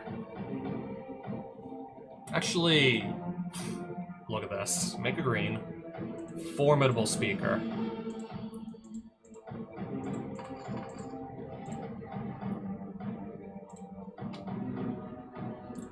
Drake. I'll sacrifice the Wild Canter to play the Drake.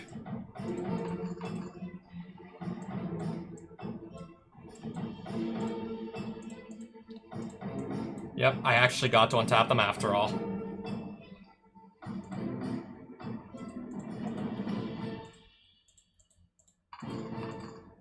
If I have any good, like, if I have any more good enters the battlefield triggers, they'll just get them twice now, instead of just once.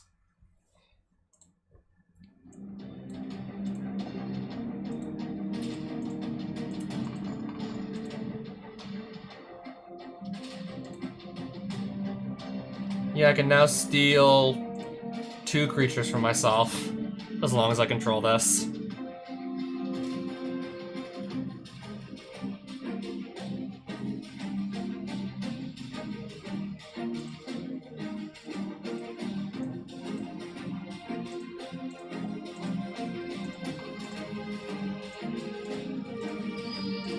I'll just replay the Formidable Speaker, don't mind me. I can go search up any... If I can go search up more creature cards.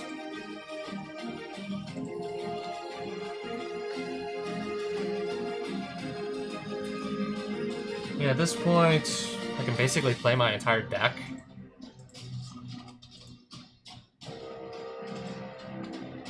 At this point, we really are just playing our entire deck, aren't we?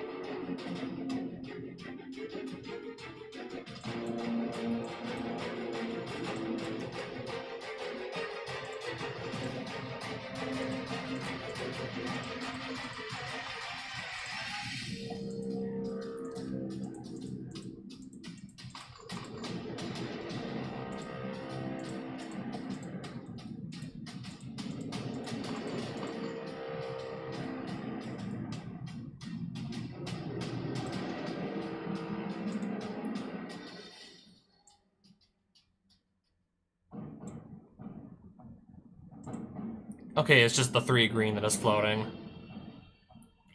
Okay, we have this little fungus we can play. And then I think I'm just all out of spells I can play for the time being. Or I can sacrifice the wall, make 2 red. Play a Flame Tongue Kavu. Which will just do 4 damage. Oh, twice. We'll just get rid of just because we can. Now we'll just finally end the game. 125 damage.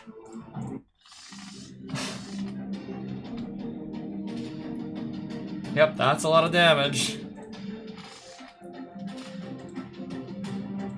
Did she just mulligan to 5 cards in hand? I believe she did. Yep, 5 cards.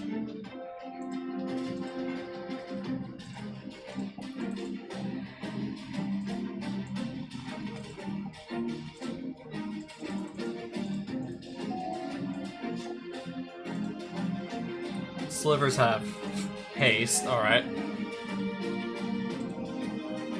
Play my commander and then just pass.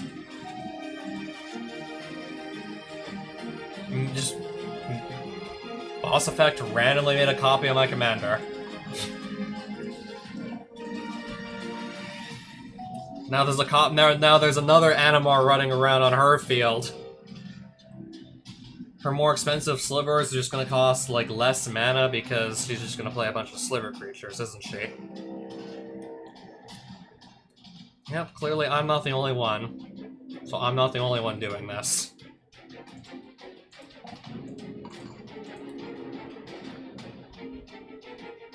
Definitely I'm not alone here.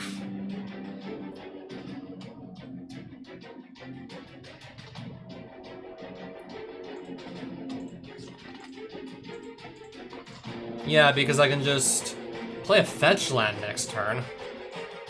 And then just quickly amass a bunch of counters on Animar with Cub, just by playing a fetch.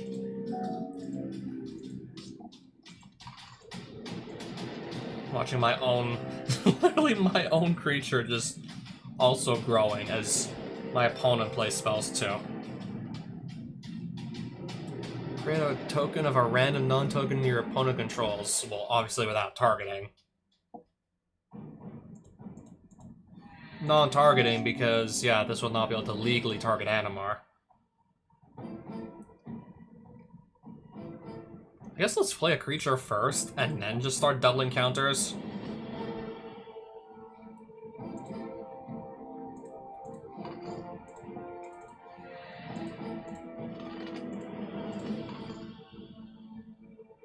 Maelstrom Wanderer.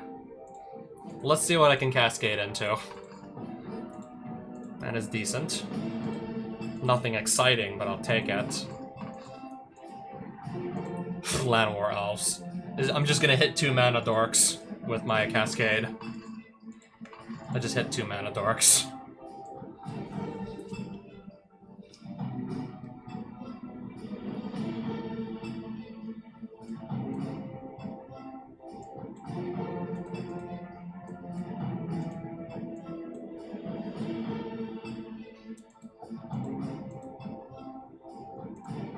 Alright, just got 7 damage in.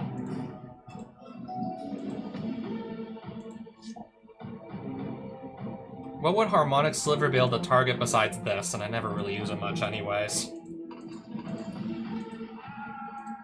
I guess also Mox Ruby, so Harmonic Sliver should be fine.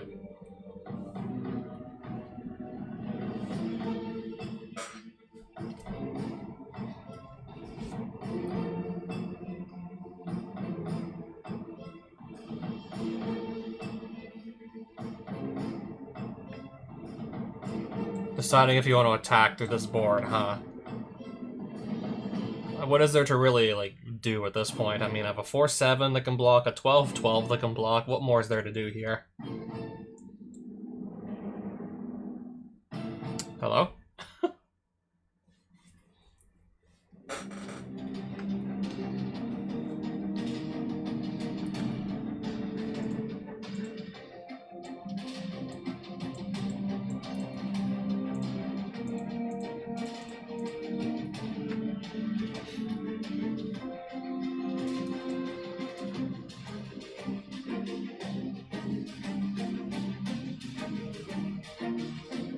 I don't know how many more minutes we should give Sliver Queen here to make a decision.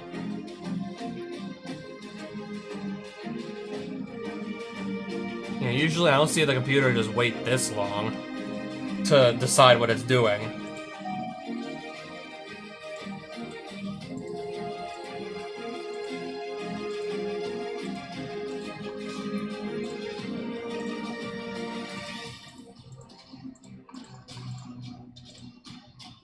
Kozilek is definitely going to go into my hand here.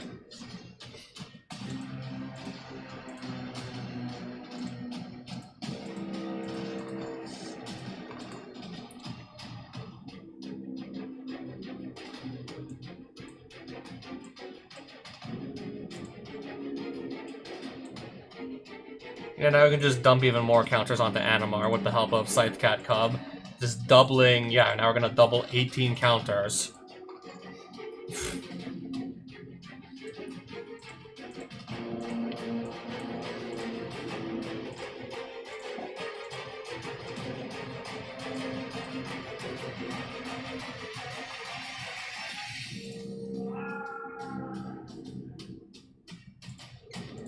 Alright, I'll pass it back.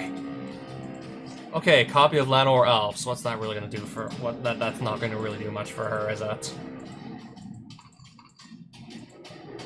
Okay, and Crypt Sliver. Has Summoning Sickness though.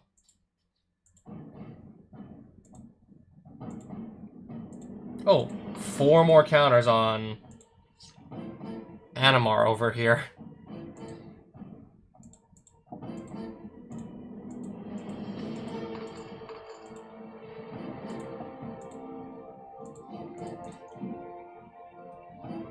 Bloodstained Mire.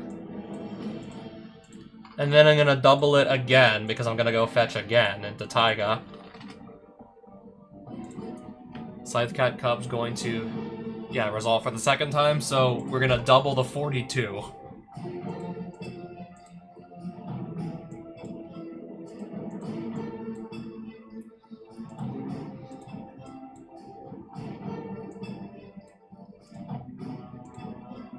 Okay, just sacrifice all the creatures.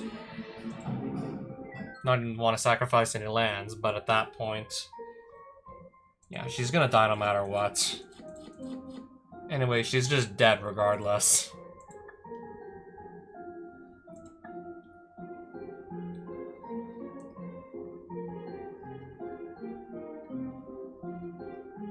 $3,000 gold, 72 shards, and 1 extra point of starting life every single game now.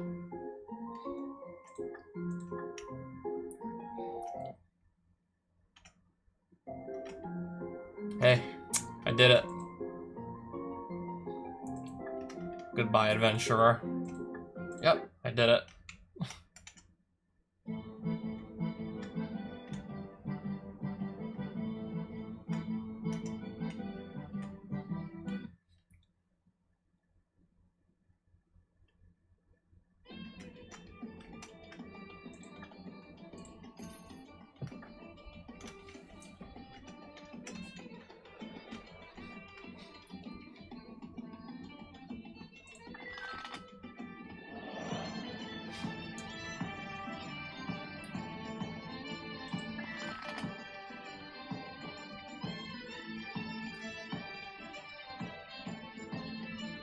Each creature card in your hand has cycling for 1 and a blue. Interesting.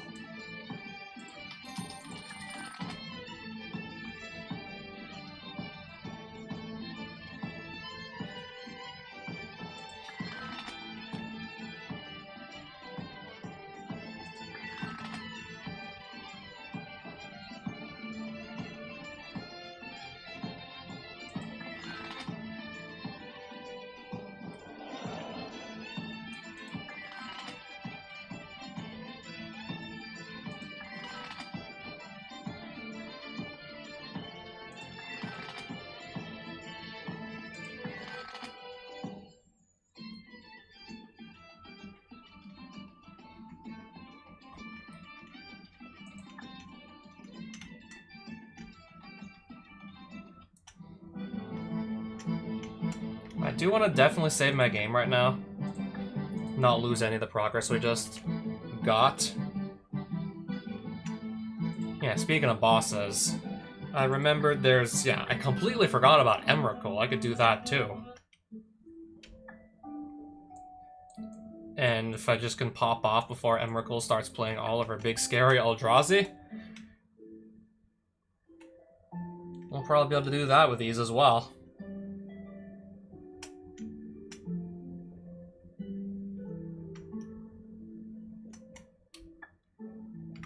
And yeah, like, the castle is just right on over here.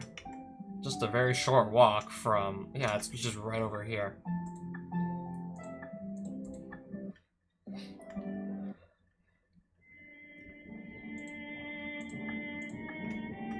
Apparently there's a crab that wants to talk to us. Lord Emrakul awaits you for the final challenge. Be prepared. I think we're prepared, at least. Apparently there's a room back here with nothing in it. I think we're prepared. I think Animar is like a good matchup. Could be wrong, though.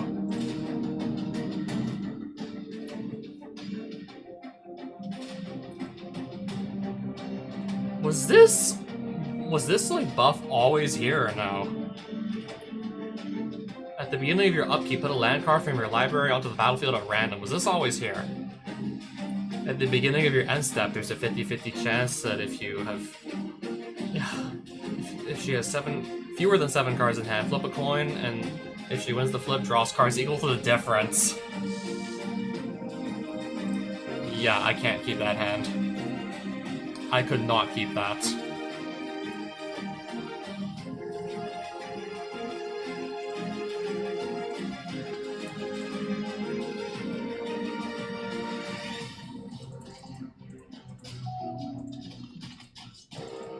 2 ancient tombs on turn 1. Didn't look like it could be that scary, but...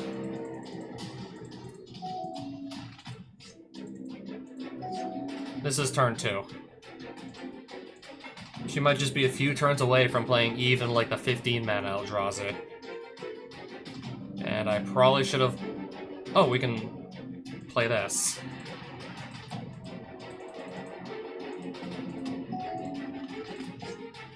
Strip Mine, destroy Steam Vents. I don't know how many more turns I'm gonna have before I start seeing big, scary Eldrazi left, right, and center. Ideally, I have to just start popping off and quickly before that becomes too much to handle. Urza's Tower, Mine, Power Plant. That can make 3, that can make 2, that can make 2. That can make 2. Sacrifice all colored permanents. Counter it. Unified Will. She'll play another one. There's another one.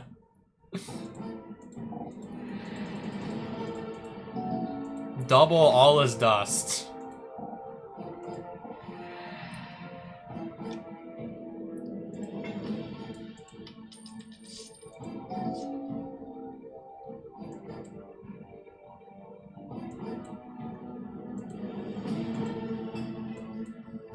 I can't even go play this. Or anything for that matter of fact.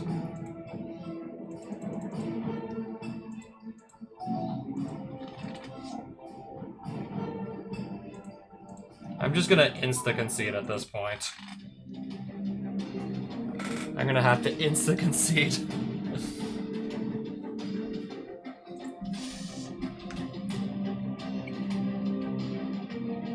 We'll try this hand.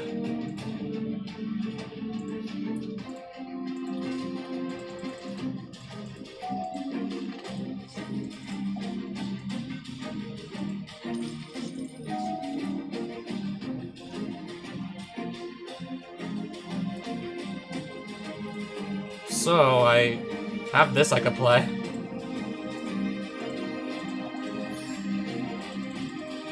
And then I got Sylvan Library.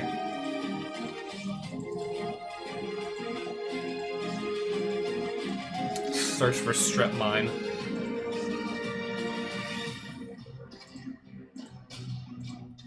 I don't really think we're gonna have that many more turns before Emrakul starts playing all the Eldrazi and just...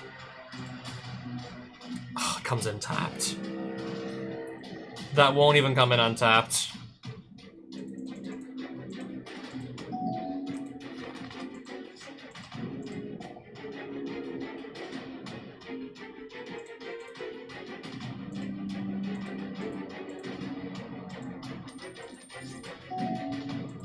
I'm not gonna be able to survive this. Oh, and Kozilek, Butcher of Truth. Yeah, I had to sacrifice all my permanents. I hope you're not streaming this! I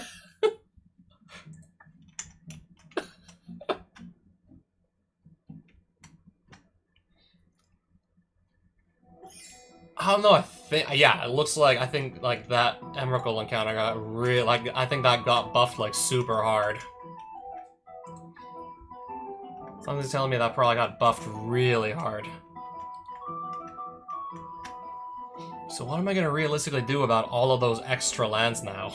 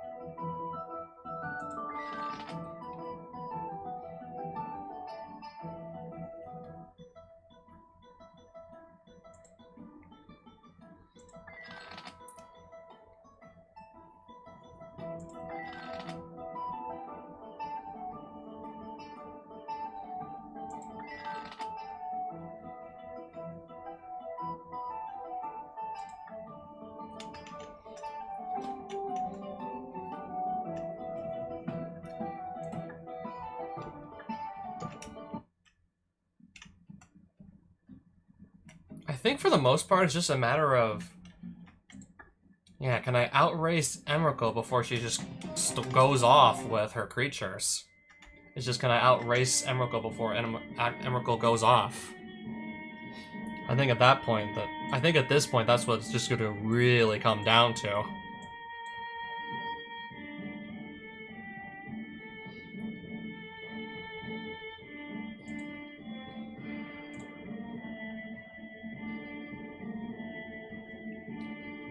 Am I gonna be able to just, like, go off fast enough before it's too late? That's probably what it really comes down to at this point, I believe.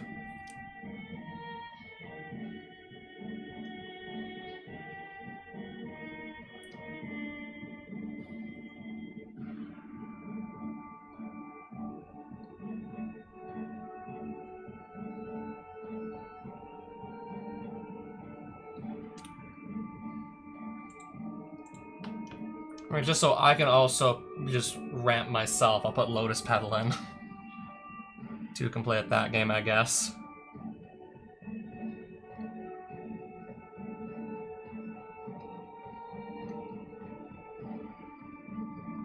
I could destroy one land with, say, Strip Mine or Wasteland of my own, but... what's that really gonna do?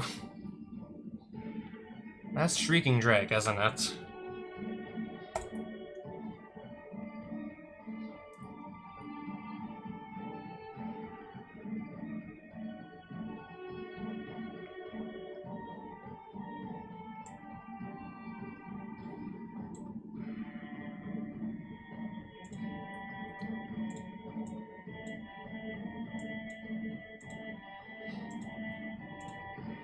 Not sure why I'm still holding on to those Thunderous Wraths. I don't think I really need them for anything.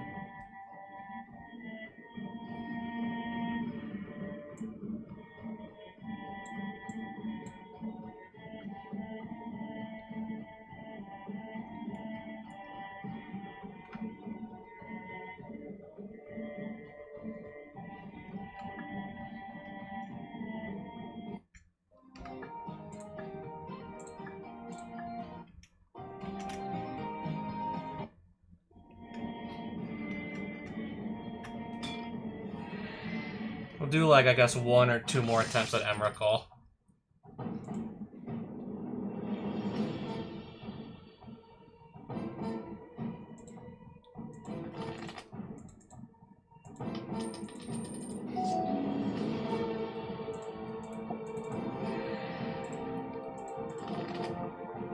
I definitely want to find another land card next turn.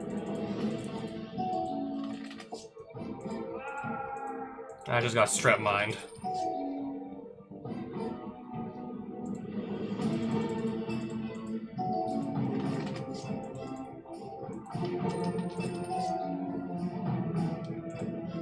Ooh, I found Wild Growth. I'm stuck on one land.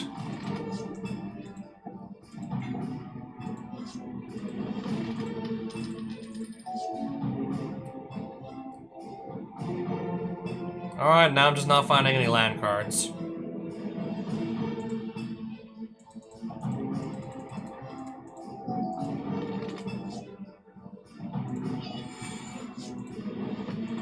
Black Lotus. Like, Emrakul's deck really needs Black Lotus. To just, like, ramp even further. Like, you even need Black Lotus to ramp even further at this point.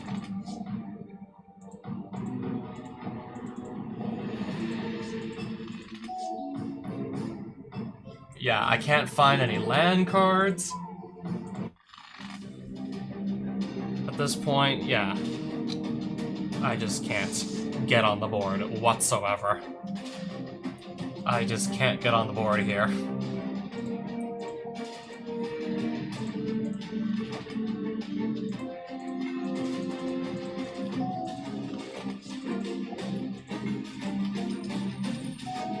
Okay, Otawara, Soaring City, play land, cast Animar, and hopefully I can stick around for a few turns. Maybe I get the play. I might potentially get the play.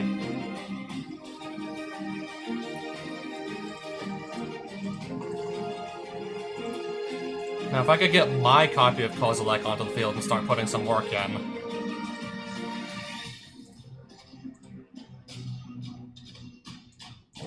Anyways, who am I kidding? I still have to. Okay, I got at least one more turn to do whatever.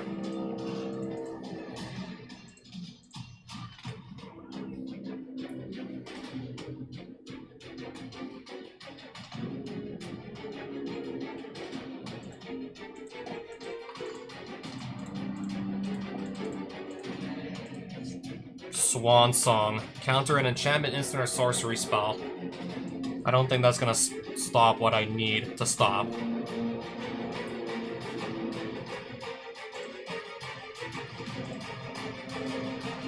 Can I not even do Birthing Pod?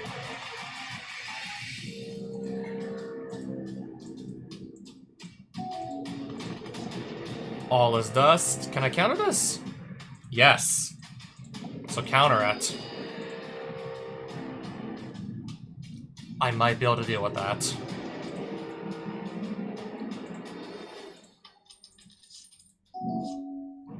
Soul Ring. Well, I can just snap this back. Or I could copy it. That would be funny. I can copy this.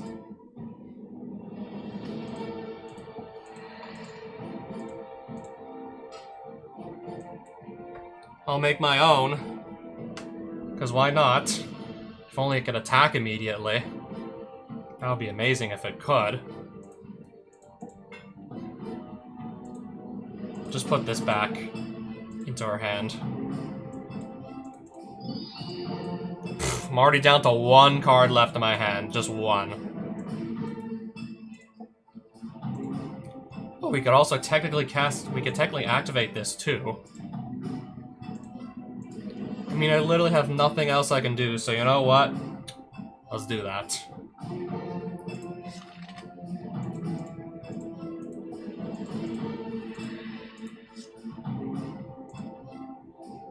I need one more mana, which I don't have, so I gotta just pass and hopefully I get one more turn.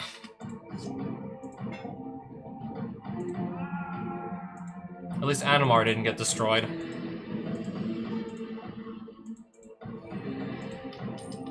I actually got another turn.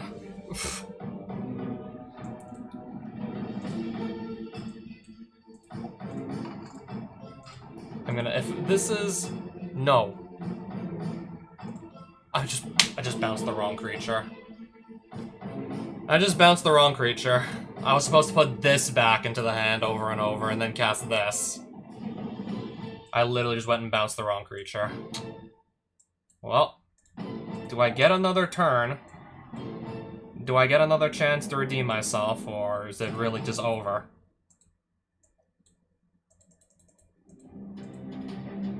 Probably is over. Annihilator 3 and Annihilator 4. Oh, I gotta sacrifice everything, basically, don't I?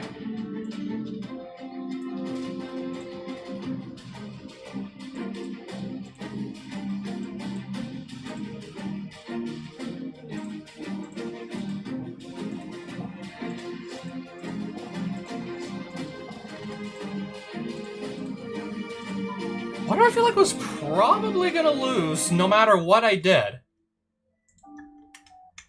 I can't move, right? What do I feel like I was probably gonna lose regardless? If the next turn was just gonna look like that, anyways, regardless of what I was doing, I'll still probably... Okay, now I can barely move. I was still probably gonna lose regardless, wasn't I? One more try. And then we might need to just potentially find like an entirely new strategy if not even this is gonna work out for me.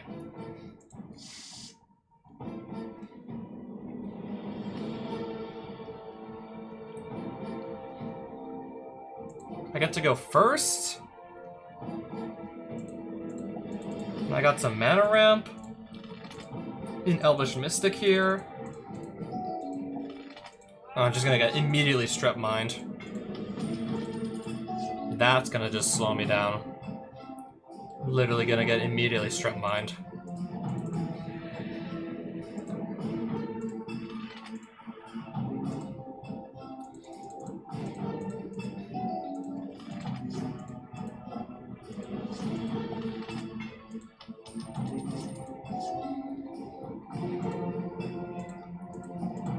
I'll get this one turn later, I suppose.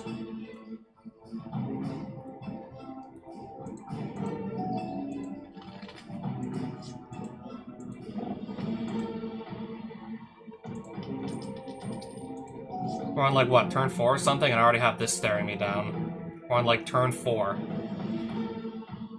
Well, I could bounce it.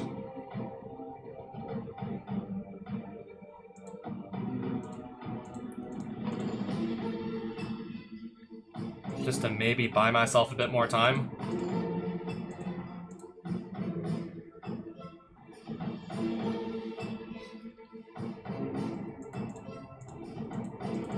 Oh, I did 3 damage. Pass. I can do nothing else right now.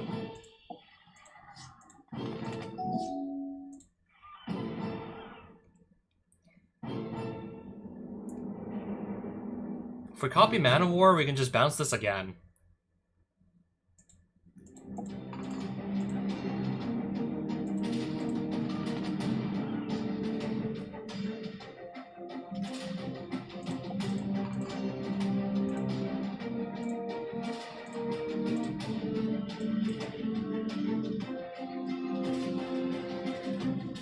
Trinket Mage will just go grab me, I think, at this point. Take a Skull Clamp. Yep, so we actually have a board state. We have a board presence. Holy crap, we actually have a board presence.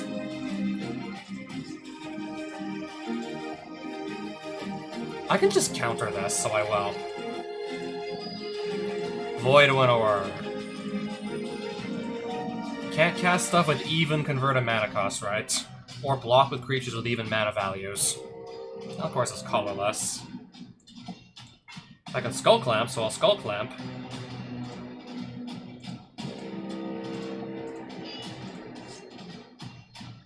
This would be amazing if I could actually cast that.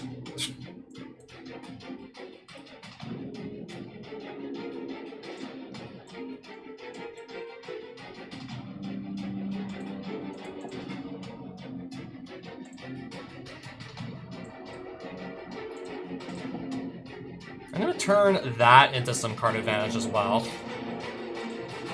Desperately just trying to see if I can find anything good off a Skull Clamp here.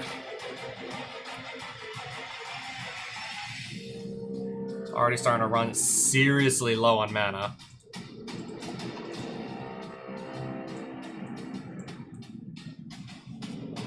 And now I'm not even sure if I'm gonna possibly get another turn here.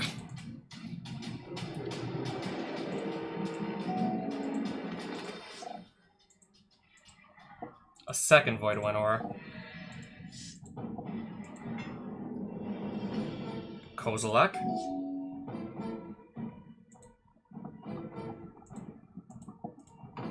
Yeah, now there's 2 Void Winnowers that I'm stuck under. Now I'm stuck under 2 of these.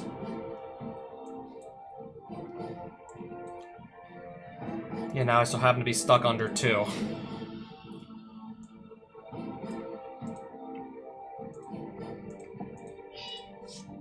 Elves.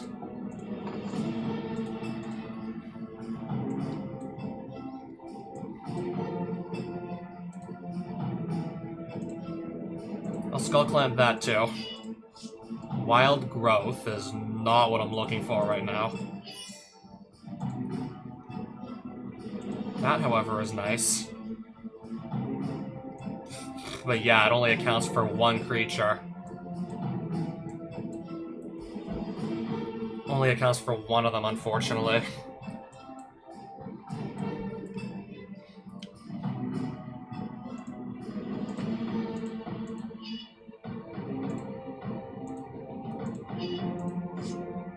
I'm just finding land cards. This is not gonna help. This is simply not gonna help me.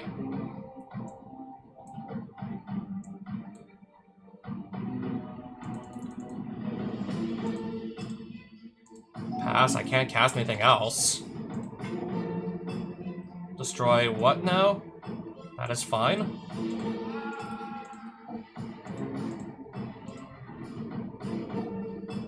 Oh, I have to sacrifice 4 permanents now, don't I?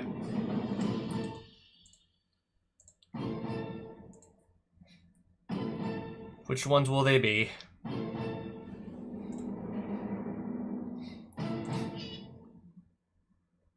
I think it should go without saying I need to do some blocking here to stay alive.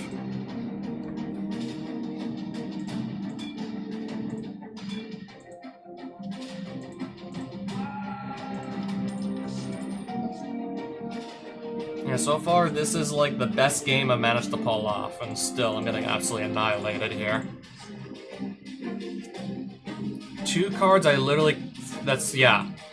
I basically can't play my hand. I literally can't play because of Void Winnower now. I am actually not joking. I literally cannot play the game now.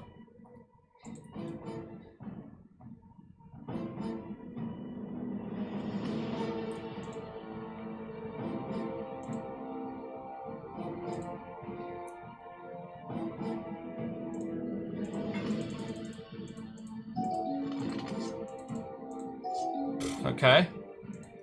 Turn to Animar and then pass.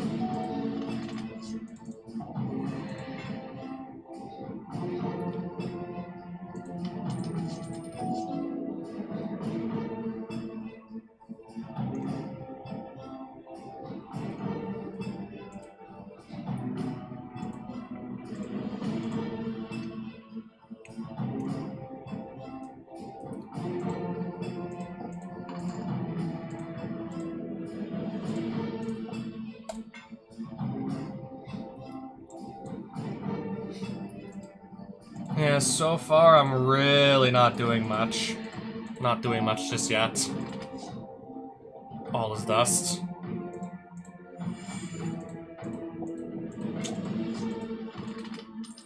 I don't even think I'll be able to survive like one board nuke, let alone multiple at this point. With this deck, especially with this commander, yeah, I can't survive all these board wipes.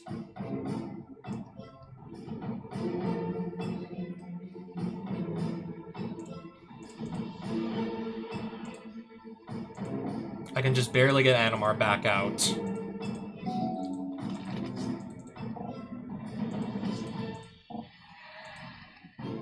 Just to lose Animar again?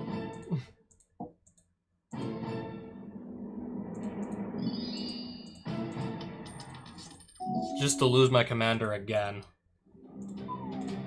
I cannot even get on the board here. I actually can't even get on the board.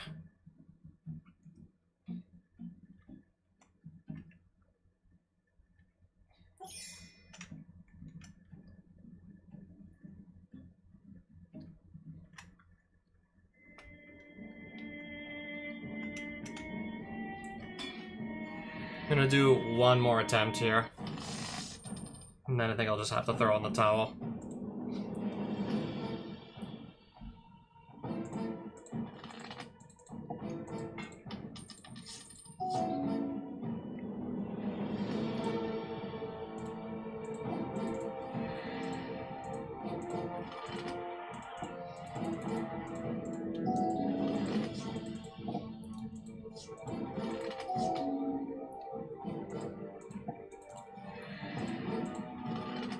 Alright, turn to Animar.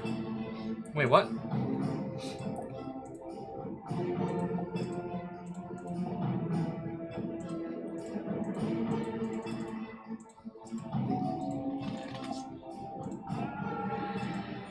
Immediate all is dust.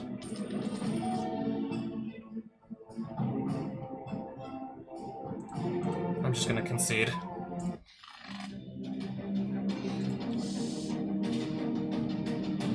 Just gonna get, like, annihilated on turn 3.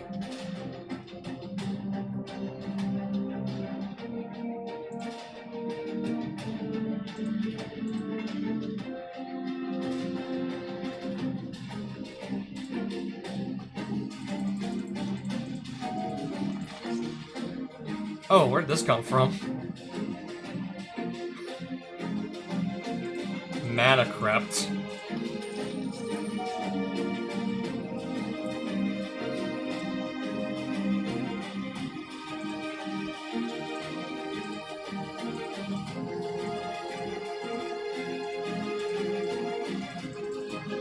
Pass.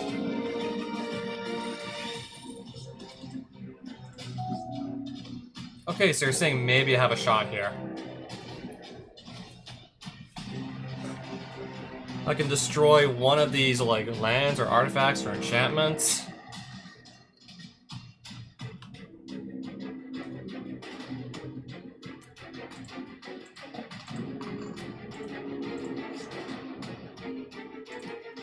What else? Just get me a forest. Pass.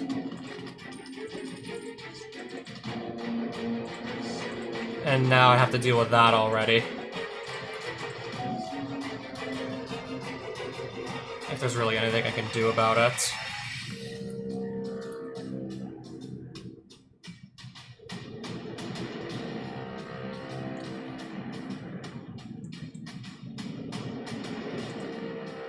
Well, I guess we can maybe draw our next card. Anyways. I don't think I have anything. It doesn't look like I got anything here again.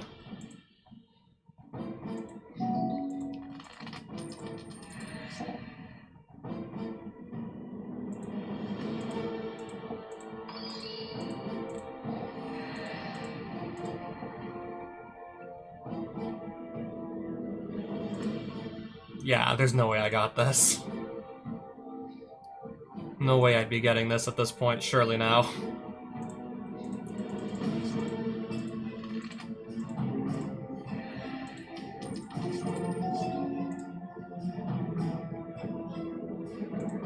I don't even know what we're supposed to do here besides some instant win combo that just end the game on, like, turn 3 or something.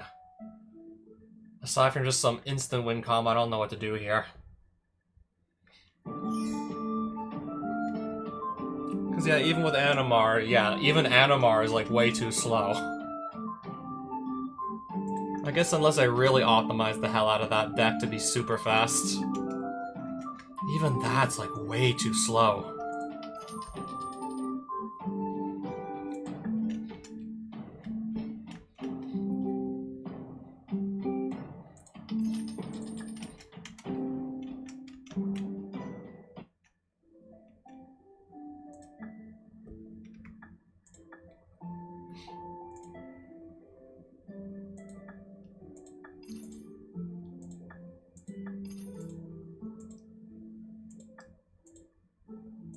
I guess I'll just repair my destroyed armor, and then probably just go find something else to do next time I stream more of this. Probably find something else to do.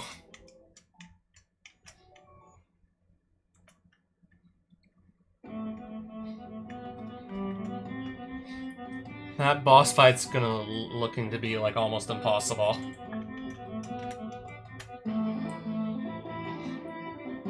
I'm sure there's probably something. It's just whatever I'm doing is most certainly not working.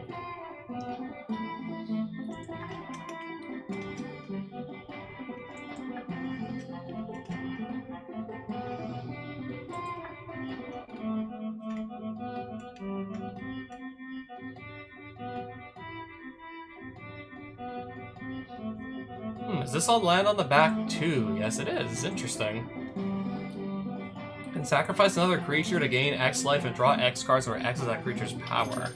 And if I just need to play it as a land, I can always do that too. Interesting.